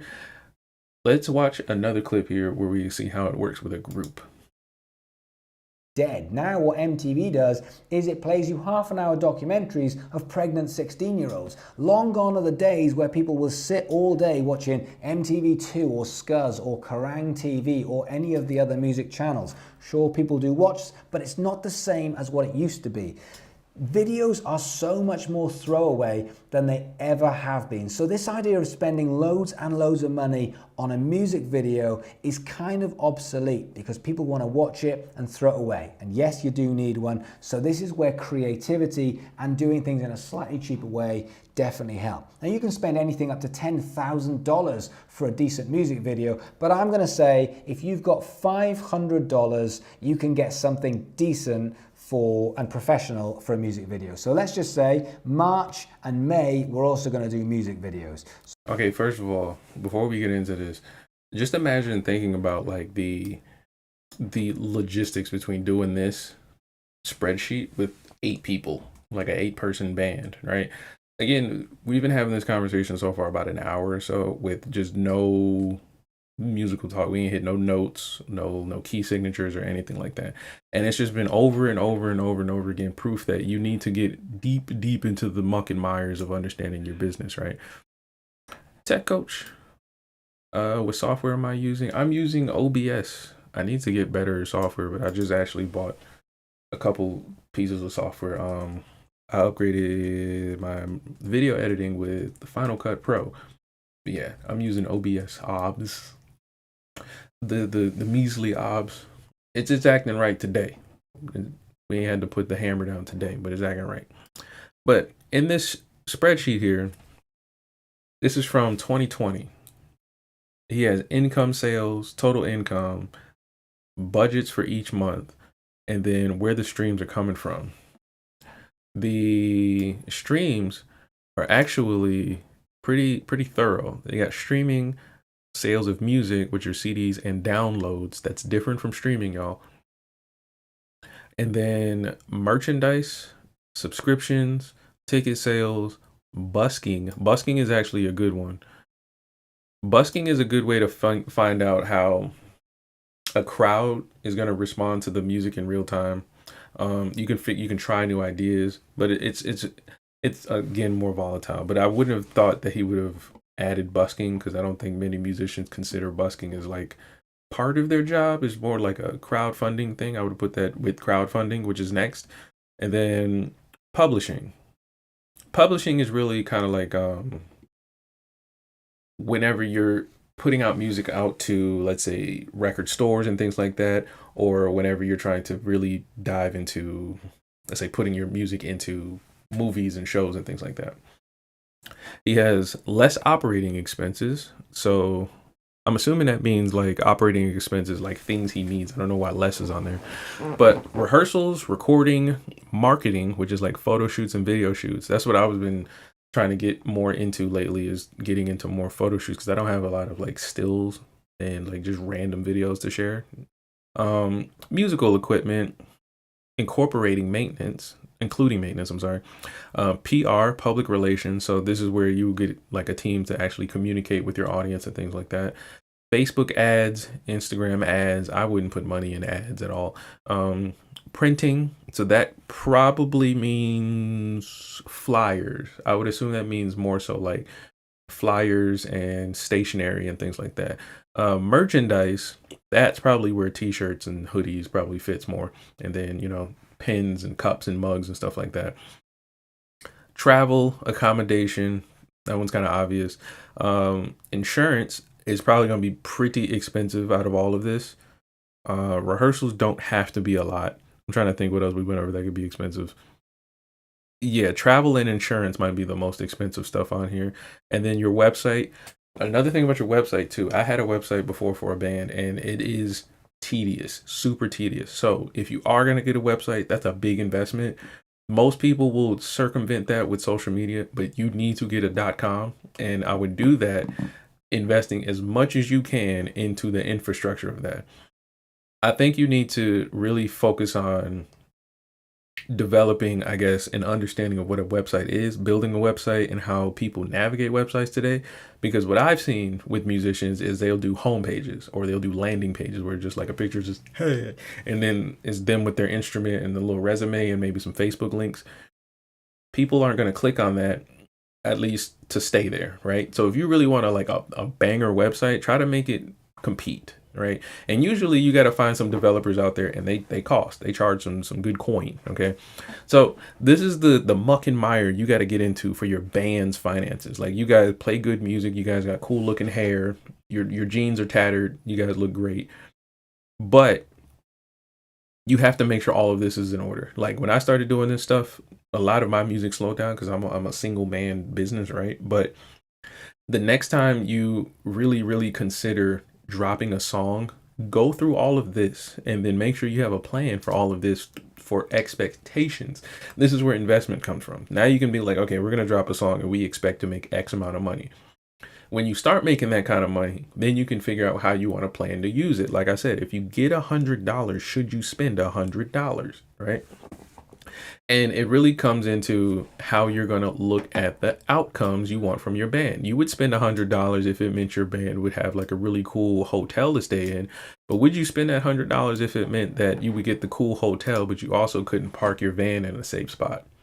So like you would figure that out. You would have to either make more money or figure out how to make this cost make sense, right? So let's see how he breaks this all down. So I'm going to put in 500 there and 500 here. Now again, what we're doing is we're building up, but what we're actually seeing is how these costs can easily get out of hand when you start planning all the things that you want to do, if you want to do them properly. Shout out Tech Coach. Yeah, in the age of AI, it makes a lot of things easier to create, which makes this process scarier. Like, well, not scarier, but even harder to do, right? So where you would take the time to say, all right, I got a song on my phone recorded. Let me go to the studio. Let me send this to my producer. Like, we're skipping these steps now. Now the song can be in your phone and uploaded. Like, it can be on the shelf. And so now you get an instance where you do that once a day, every day, 90 days. You got 90 songs you got to create the metadata for. You got to now add to your catalog. You now got to make sure you can enforce legal exploitation for, because people are going to steal your stuff, especially if you're posting it on YouTube Shorts and TikTok Shorts. When we saw Put It In My Hand Like It Belonged to Me, he said, I own my masters. I didn't even know who he was. So that means that he knew the game before he got in the game. So now you got to be that much more in control if you're going to be that much more productive, which makes it a harder time for artists to understand because they don't have the same stability of a 9 to 5. Like if this was healthcare, this would be an easy slam dunk, right? Doctors using AI, easy, right? They can move faster, get more patients, have that more opportunities to be clear with their own, supervision and stuff like that. But when it comes to your own creations and we just don't like you because you're R. Kelly or you're Puff Daddy, it don't matter how productive you are. Now you have to leverage what it is you have, and it changed in a finger snap. And so AI helps in so much ways, but it's really a mindset shift. Specifically artists and entertainers are going to have to get into, because they're going to try to speed past what logically makes sense with productivity to then be comfortable. And then when we start paying them, they're not going to invest because they haven't culturally or historically invested in themselves. And then they're going to be leveraged out as far as being the valuable people or part of the process. We just watched earlier how the record label breaks down the payments to the artist, right? Now imagine if you add in AI engines, not even people anymore, just things that can do the product faster than you. Record labels are skipping that step as well. Yeah, a lot less middlemen. They're just removing the artist. They're saying record labels are just buying the AI engines and doing it themselves, which means now if you're the TikTok girl in your room, you're competing on the same algorithm with the AI girl who can play better than you, never get out of tune. She don't get tired. She can't get pregnant. She can't get ugly. Nothing can go wrong. She can't age. And so all of the humanity that you have as far as your artwork is probably the most valuable leverage you're going to have. But how are you going to leverage it if you're so sentimentally tied to it and you won't exploit it? Or you won't exploit it to the max, like let's say a robot would. Now, another thing I want to talk about is Facebook ads. Facebook ads is something that people ask me about. Facebook ads are trash, but go ahead, sir. A lot. I have a few guys who are full-time in the office whose sole purpose is to run ads, Facebook, Instagram, Google ads. So, they're specialists. And so I'm going to make a video in the next couple of weeks about advertising singles and albums using Facebook and Instagram.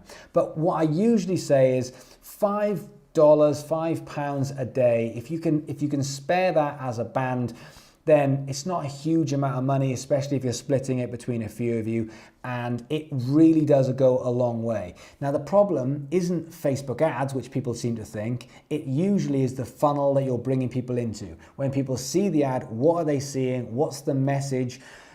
What do you need them to do? What's the call to action? When they click it, where are you taking them? Okay, the reason I don't like his point so far, he probably right. But here's why I don't like his point so far, because we're talking about music. Facebook ads, or any ad in general, works better when it immediately solves a problem. Like if you've seen an ad for a hammer and you have a broken fence, that works, right? I don't see an ad for your song in your room about the boy that you broke up with in high school being advertised to somebody as something they're going to listen to without exploiting the product directly, right?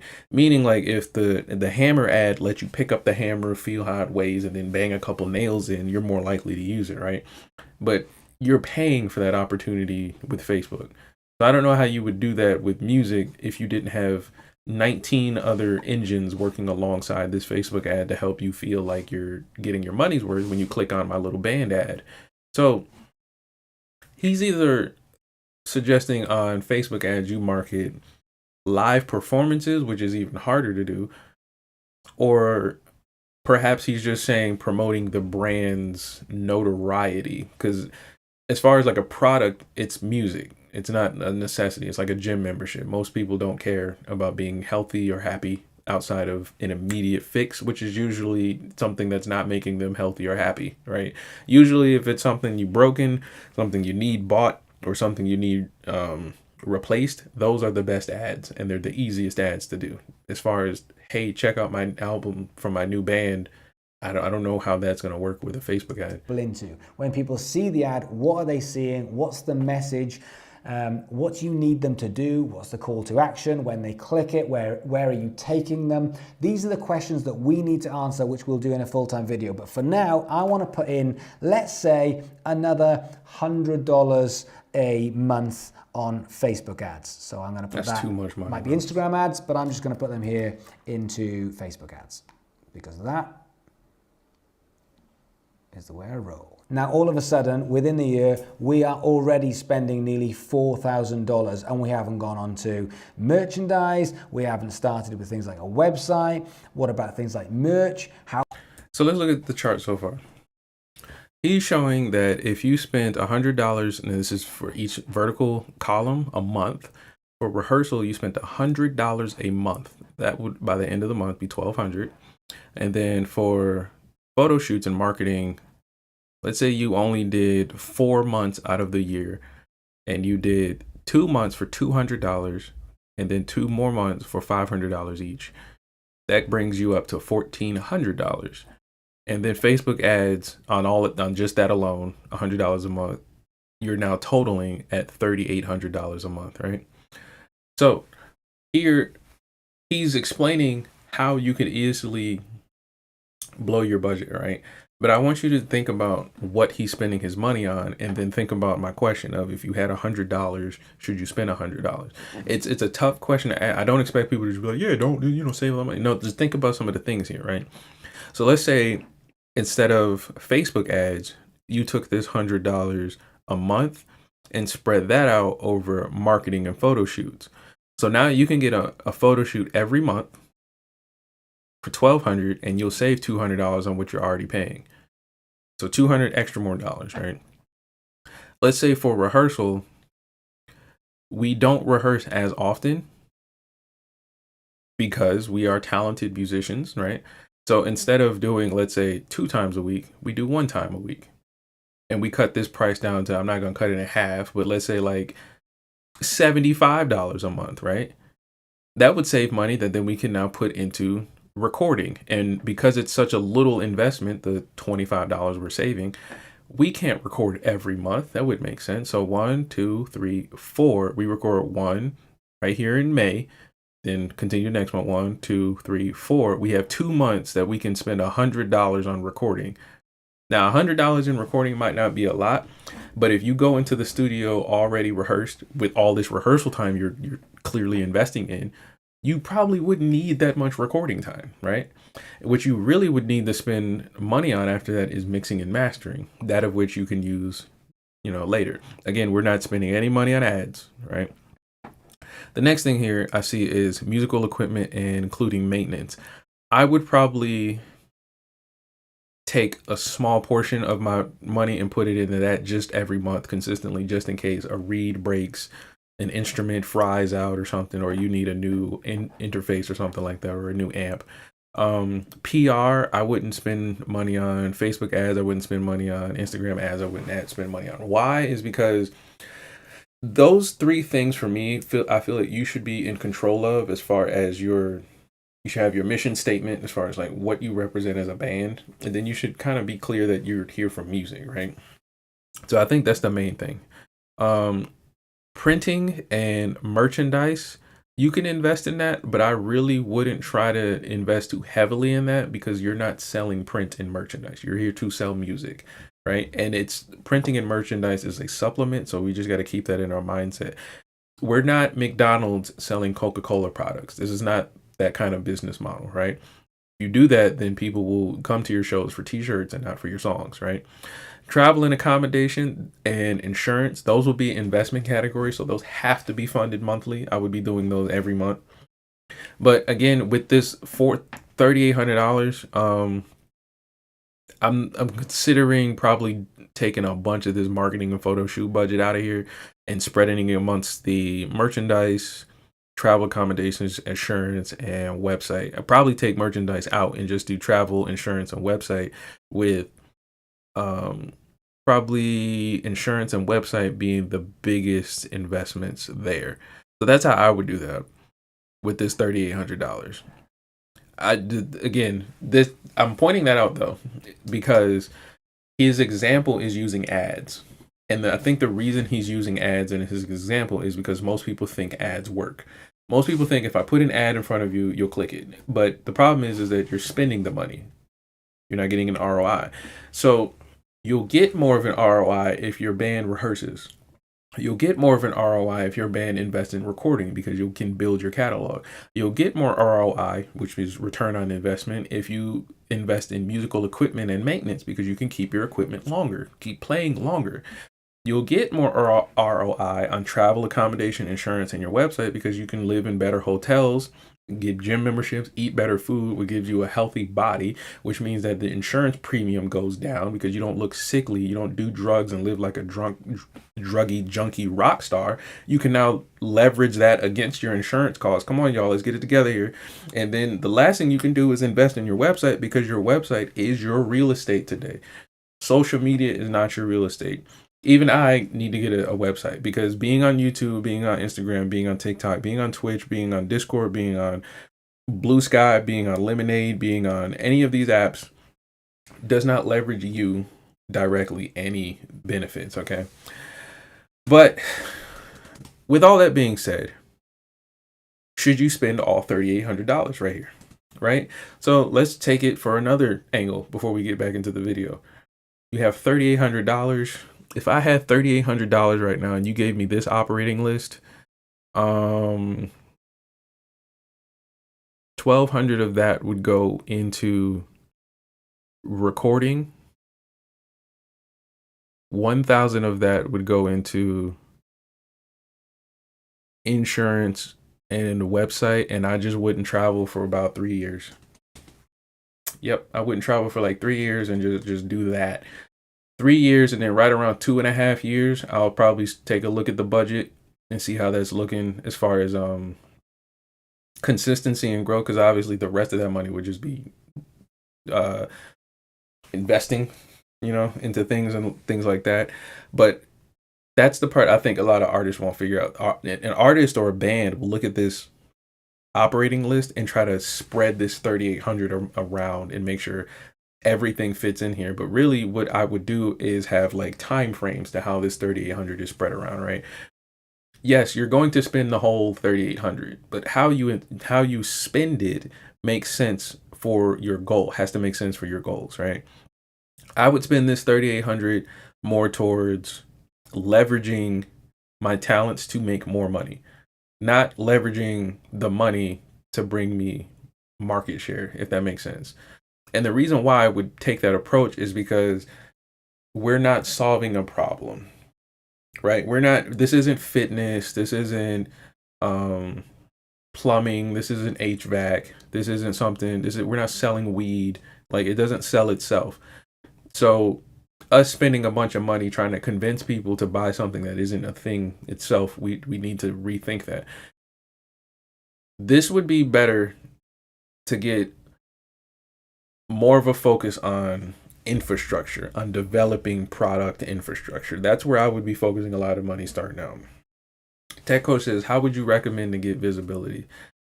Visibility as a musician today almost doesn't matter, because I've been trying to figure that out for the longest, because what I've noticed, if you go on Facebook right now, you're going to find a band that makes like $10,000 a month and you've never heard their name, because they're just consistent. Now, what blows my mind is that when you then look at their websites and you look at their social media pages, they're almost non-existent.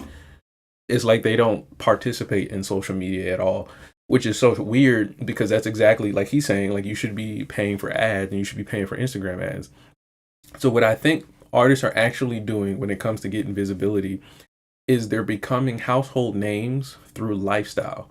So they're not necessarily trying to make you click a video.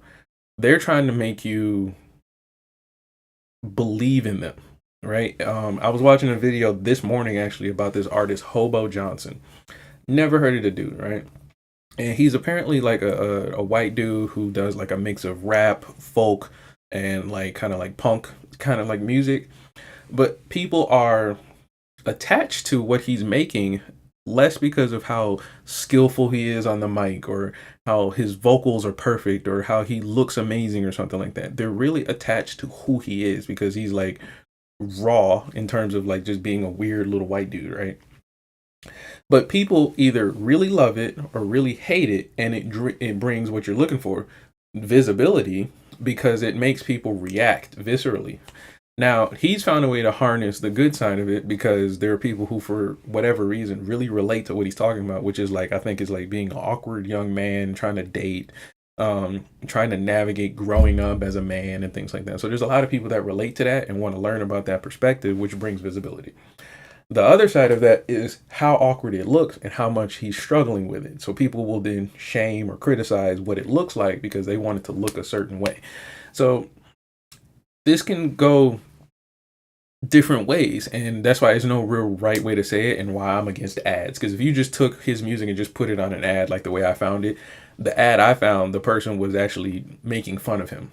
Like the person was actually discrediting a lot of what they thought was good in his music. So that's a real hit and miss when it comes to specifically ads. But the thing is that he was able, just like the put it in my hand like it belonged to me dude, he leveraged a lot of it because he already had the fan base. If he didn't have the fan base, then it would just look like some weird TikTok kid trying to get famous through music. But because he's already a legit musician, he can sing, he can create videos, he's had multiple albums already, he's solidified already, which is why I said earlier, in this budget here, I would focus on recording, I would focus on rehearsals, and 3 years later, then we can start marketing what we have, because then we can be solidified.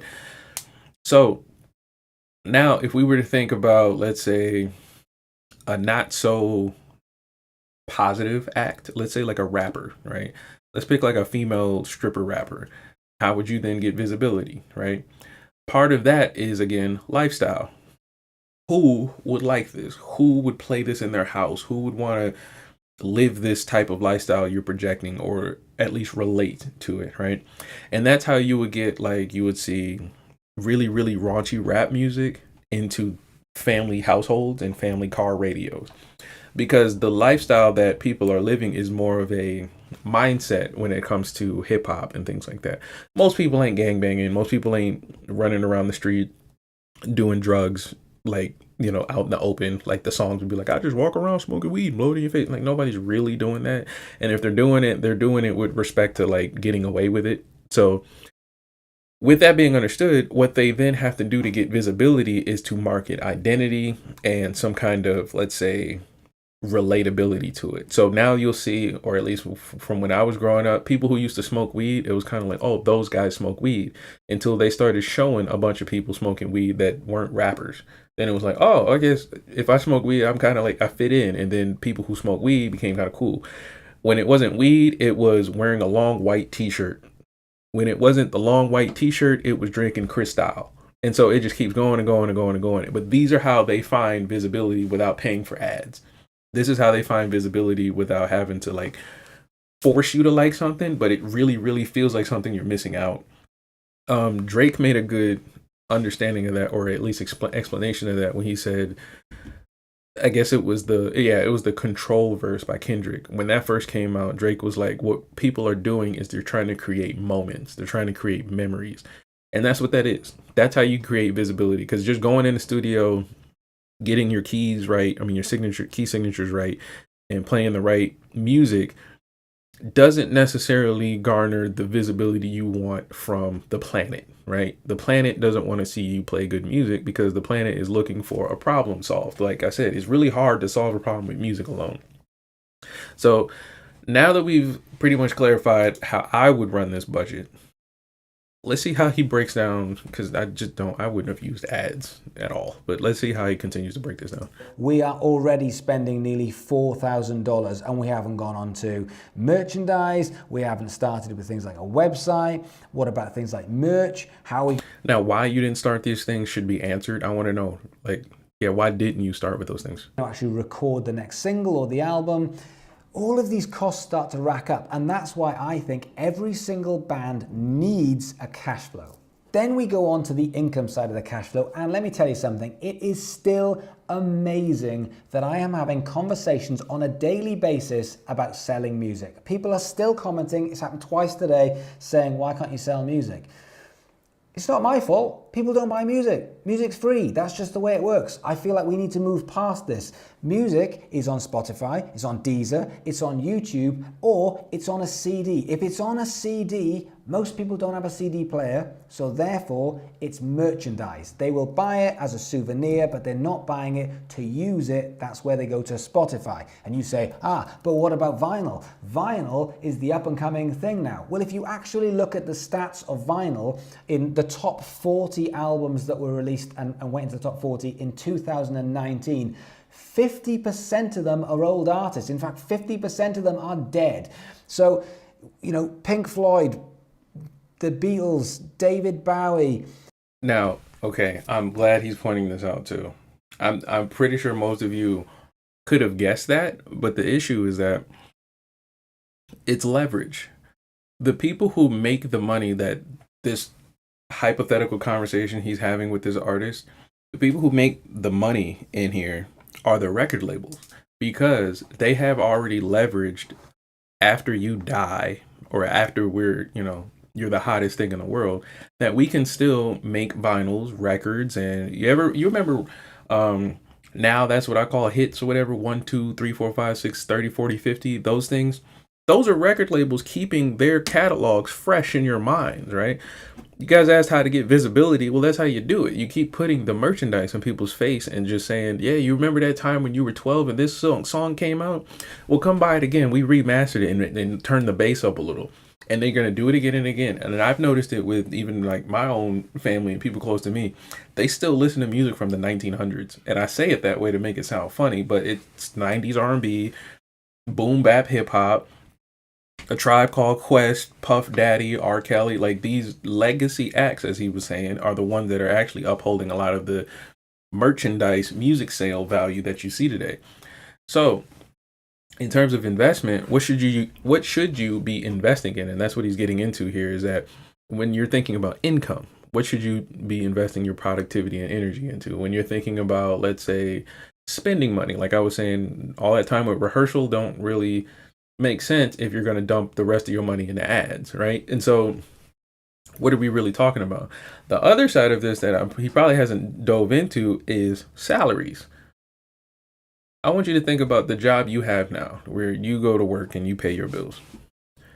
Would you do that job for 3 to 4 years unpaid with the expectation that you'll get credit for all the work that you did? Fleetwood Mac. I mean, even the artists who are releasing new albums that are getting bought on vinyl, we're still talking older artists like Liam Gallagher, like Coldplay. It's not for the younger generation as much as we think. So let's not go crazy on the old vinyl is making a huge comeback just yet. But when it comes to income streams, what can we rely on? Well, we can rely on streaming on Spotify or on YouTube. And yes, I know it's not crazy amounts of money, but at this point, we'll take anything we can get. And when it comes to CDs, I would put that in merchandise, but for the sake of it, I've put it of sales of music. So let's pause for a second. What is a sale of a song? Like, for everybody in here who has a streaming service on their phone, on their computer, what would make you buy the next album that comes out? Snoop Dogg just dropped an album, and it's actually really, really, really, really, really, really, really freaking good. The first song on there, he sampled a beat. I'm not even gonna tell you the song because it'll give it away. He sampled a song with the producer Swizz Beatz, and it is a complete flip on what hip hop is today. Now, how many of you would pay $10.99 for that album based on what I just said? You've never heard it. If you've never heard it and you know that Snoop Dogg, legacy act, he's consistently reputable artist, and he's always delivered on good music. I just told you I liked it and I heard it. Would you spend $10.99 on that album? And if you say no, then you got to really think about why Snoop Dogg should sell music. Subscription services, like the one I told you about earlier, tickets, paid gigs, any of these things that we can start to think of that you can make money, even if it's busking or parties that you go and do, or crowdfunding. What income can we start to plan? Now, this is where your brain needs to get creative and start to think of things. What can you do with your music, with your talent, to make money that can go in this cash flow that we can plan it over the next 12 months? Now, some of you are going to hear this and you're going to think, well, okay, I can do X, Y, Z, X, Y, Z, X, Y, Z. But you have to be so strategic in the sense of, like, remember, you're not solving a problem, but you're also trying to figure out how to, like we've said earlier, bring visibility to what you're doing. So let's say, for example, if you're a small jazz band, right? Small jazz bands need tickets, essentially. You need, people to come see you live. Well, in terms of crowdfunding, one of the things you can do is you can figure out what in your community, let's say you live in a small East Coast city and there's a lot of, let's say, farmers and parks and like agriculture in the area. Well, what you can do is you can find ways to attract traffic for these, let's say, farmers markets. Maybe even if you have the time and ability, maybe you can even bring some kind of information or visibility to one of the farms there that may need more assistance. But essentially, without getting too specific, because I'm not of that culture, is basically what I'm suggesting here is that being a part of your community and your social network and things like that, and then using your musical talents within that, is the best way to market yourself for visibility, because then you can use these opportunities to make money. So for example, a partnership between, let's say, you and a brick and mortar restaurant or shop can be something like bringing traffic, doing live performances, or even just actually finding a partnership on products. These are ways that you can do that, but you have to pull yourself out of playing music all day. And that is the part that artists don't really like. Like if you have a bass player who's got like his hair in his face and is sad and depressed because his girlfriend cheated on him or something like that, you got to get him to get out of the house and then go stand in front of a store and like sell, protein bars for a fitness company or something like that. Because the idea is that if somebody walks up to him and he's selling a protein bar, the conversation he has with that person is an opportunity to then promote the freaking band, right? It gives you a sure shot opportunity to get a person in front of you versus you trying to convince somebody to listen to jazz music unsolicited for no reason. They don't even like jazz, and you got to figure all that out too. So that's one thing. Then you can get even super focused where you can skip all of that and then literally go directly to other musicians and just help them out. That's a great way to network too. But we're going to get into more as he continues to break it down. So let's talk about streaming. And I don't make money from Spotify or Deezer, but I do make some money from YouTube. And whilst it's taken me 3 to 4 years of building up my YouTube channel, it is starting to pay off. So patience definitely helps, and putting the hard work in, which is why I'm always telling you guys to start working on Spotify and especially on YouTube. So for me, I bring in about $1,000 a month through YouTube. I feel like it's growing exponentially, so I think I'll probably start hitting $2,000 or $3,000 a month within the next 6 months. So I'm gonna. Okay, so $1,000 a month on YouTube is really, really good. But the key word I want you to focus here is exponentially. He's probably not going to have time to break it down, but all that really shows is that he started at one point and probably making a little bit, and then it just suddenly went up. And then from that point, it just keeps building from there. This is where nowadays you'll see like the 50, 60-year-old saxophone playing orchestra members and jazz musicians struggle because they're thinking like he just said, man, you should start working on YouTube. They're thinking, oh, if I get on YouTube and I play, 2 videos a week, recording myself playing the jazz standards on my soprano sax, I should start making a good 300, 400 a week. No, not at all. No, never. No, just stop. Quit it. Remove that thought. Delete it. And so what he's explaining is good. It's just the key word here is exponential. And then also how much of a learning curve you have to get into this industry or to get into this part of the industry. Because the real point he's making here is that your income streams aren't coming from selling songs. And I've been saying this for about a month and a half now, that you guys as musicians and fans need to realize that we're not selling music. We're selling lifestyles. We're selling relationships. And the idea today that you guys are going to pay, I'll use myself. I have an album coming out. The idea that each of you watching this and going to watch this in the future are going to pay me $1 or more just for access to listen to that album is stupid. It's dumb for me to think. So what I have to do is I have to figure out how this album is going to fit into your lifestyle to where you care about listening to it. But then also I have to leverage you listening to it to get the fractions of pennies that's offered to me on the platforms you're going to listen to it on. Because you're not going to come to me with an email saying, I heard your album drop. Can you send me the file? No, you're going to go to Apple Music, who charges you $10 a month to give me a fraction of a penny for the one listen you may give me. Now, to get a second listen, you have to care about me and then also like the song. So if the song is trash, you're going to skip it. So I have to make sure it's a good song. I got to get it on the platform. And I also got to leverage the fact that you like me enough to go listen to it. Now that we've gotten to that first step, then I'm going to offer you a t-shirt to buy. Well, the same process repeats again. Why would you spend your hard-earned money on a t-shirt that doesn't connect your life with a person you don't care about? So we got to just keep repeating the process over and over and over again. So what artists have figured out and record labels have figured out is how to like fine tune that process to where we know who to target, how to target them, and what attracts them, right? And so we just keep repeating it over and over and over again. So you'll see in hip hop, they're constantly targeting gang culture, poverty, and alcohol, usually some kind of addiction or something like that, whether it's gambling, sugar, and usually stuff like that, pleasure points, basically. And so when you see that, you're not going to see a push for hip hop in general as a whole in mass push for everybody to eat plant-based meals. Like, you're just not going to see that.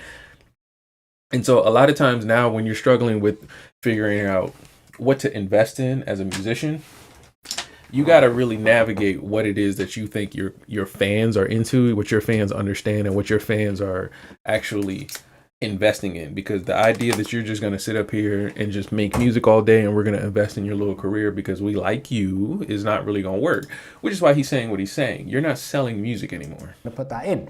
So all of a sudden, let's say you like me spend 3 years on building this stuff up, and then spend 3 years, like I told you, 3 years. You start making $1,000 a month, and then maybe you make $1,500 for the next 2 months, and then maybe you make $2,000 because you can start to work on these targets. Now you can see if I drag that along, all of a sudden the bottom figure starts to level out. In fact, if we put what I feel like my streaming from YouTube is coming into the income stream, which will probably make this year $20,000 to $30,000 from YouTube, all of a sudden all of the things in the outgoings have now leveled out. In fact, you can see with what I've put in so far, I'm going to make $17,000 profit. So you can see whatever you put in from outgoings has to come in from somewhere. Whether someone's giving you some money, whether you're putting some money from your day job into the income, or whether it's your music and your performances that are bringing in money, this allows you to balance what you're doing moving forward. So it allows you to plan that 6th single. It allows you to plan whether you want to have a PR company down the line. All of these decisions can be put in and you can say, we won't be able to afford that, or, oh, we've got some extra money. And that's the point of this whole video right there. You can figure out whether or not you can say, we can't afford this, or let's go ahead and do this. And so knowing that information as an artist is going to make many, many record labels take a step back and have to bring forth a better deal, or a deal that's going to make sense, or realize that who they're talking to, they're going to have to bring good business, right? Similar to Sync and T.I. If Sync in that T.I. and Sync deal had just conducted good business, wouldn't have been a problem. They just wouldn't have made a lot of money. But because they were greedy and wanted a lot of money, they started to do bad business, which in turn costed them. So now they have to really figure out, just poof in the air. I usually think about stuff that I can use. I could say at small would be like a week's time, right? When it comes to investing. My biggest liability personally would probably be like food. Like, I love really, really good food, fresh food and stuff like that. But as far as like cars, talking stuff I'm not trying to monetize and things like that, that's not where I personally spend money, right? But if you think about somebody who, let's say, when we see these rappers, they have multiple children, multiple families and things like that, and then they have a gang that they're affiliated with. They have debt. You see people like Bruno Mars going into debt and things like that. This eats at the income of which they're trying to build upon. So these things struggle, or these things make everybody struggle. But it's not an artist thing, it's everybody struggle. But it's really, really tough on artists because they lack the stability in their industry. Which is why you need to really, really be careful when you're getting into the industry on how you feel about the industry, your sensibilities and your characteristics. Like, are you the type of person to try to humble yourself and be docile in the room when somebody's trying to take your rights? Or are you the type of person that's going to be ready and equipped reasonably to be able to, you know, wield the law for what you would see as, you know, a just, leveraged, responsible business decision? So that's all I have for you guys today. This was a great show. This is actually a long show. It was supposed to be like 90 minutes. It's kind of crazy, but that was a pretty dope show. I want to know what you guys think. I'm gonna check the comments real quick here. We have Tech Coach. When does the album drop? I have two things I'm working on right now. I have it's an instrumental type of EP. I've been trying to deep dive into using AI in my own music in terms of like getting out these like weird improv ideas I have. So it's kind of like I'm using AI as a bandmate. It's going to play the drums while I create everything around it. But the other album I'm working on is a full production album, and I'm navigating this myself. I'm trying to figure out, well, how do I want to release this, and what's it going to look like when he started talking about music videos in the beginning, if I do music videos, how do I want to do it? I can give you a peek into some of my ideas. Like, some people are currently doing like digital concerts. I thought that was cool, but the idea of my version, at least in my head, of a digital concert is kind of like a Soul Train episode.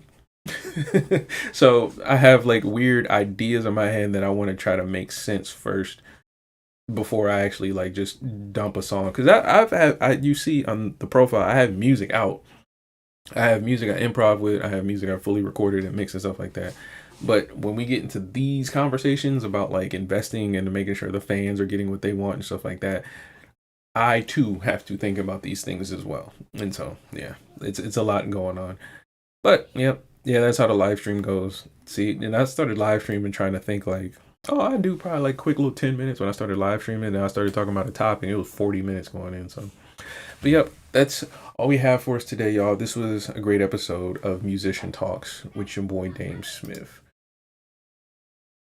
You think the bitch a princess shit? See, I'ma tell you how it's supposed to be. If you can't control a bitch to bring the hoe to me, you can break bread, fake dead, or go to sleep. I never been on TV, and ain't a bitch controlling me. It might be just a game to you, bitch, but this a code to me. Catch me with a hoe or two, but nigga ain't no hoe in me. When it's magnificent, pimpin' and I am. Listen to bitches, one day you'll end up like them. Tell your pimpin' ain't nothing bigger than the program. Nigga bought his whole round, and you know how it go down. Look, you scared to break your bitch, so she gave the shit to me. Said a nigga gave it weeks, she came to see if I was me. I said I'm from the east, but baby, I'ma keep it G. You wanna fuck with me, I need a beat. This shit is bitch, put it in my hand like it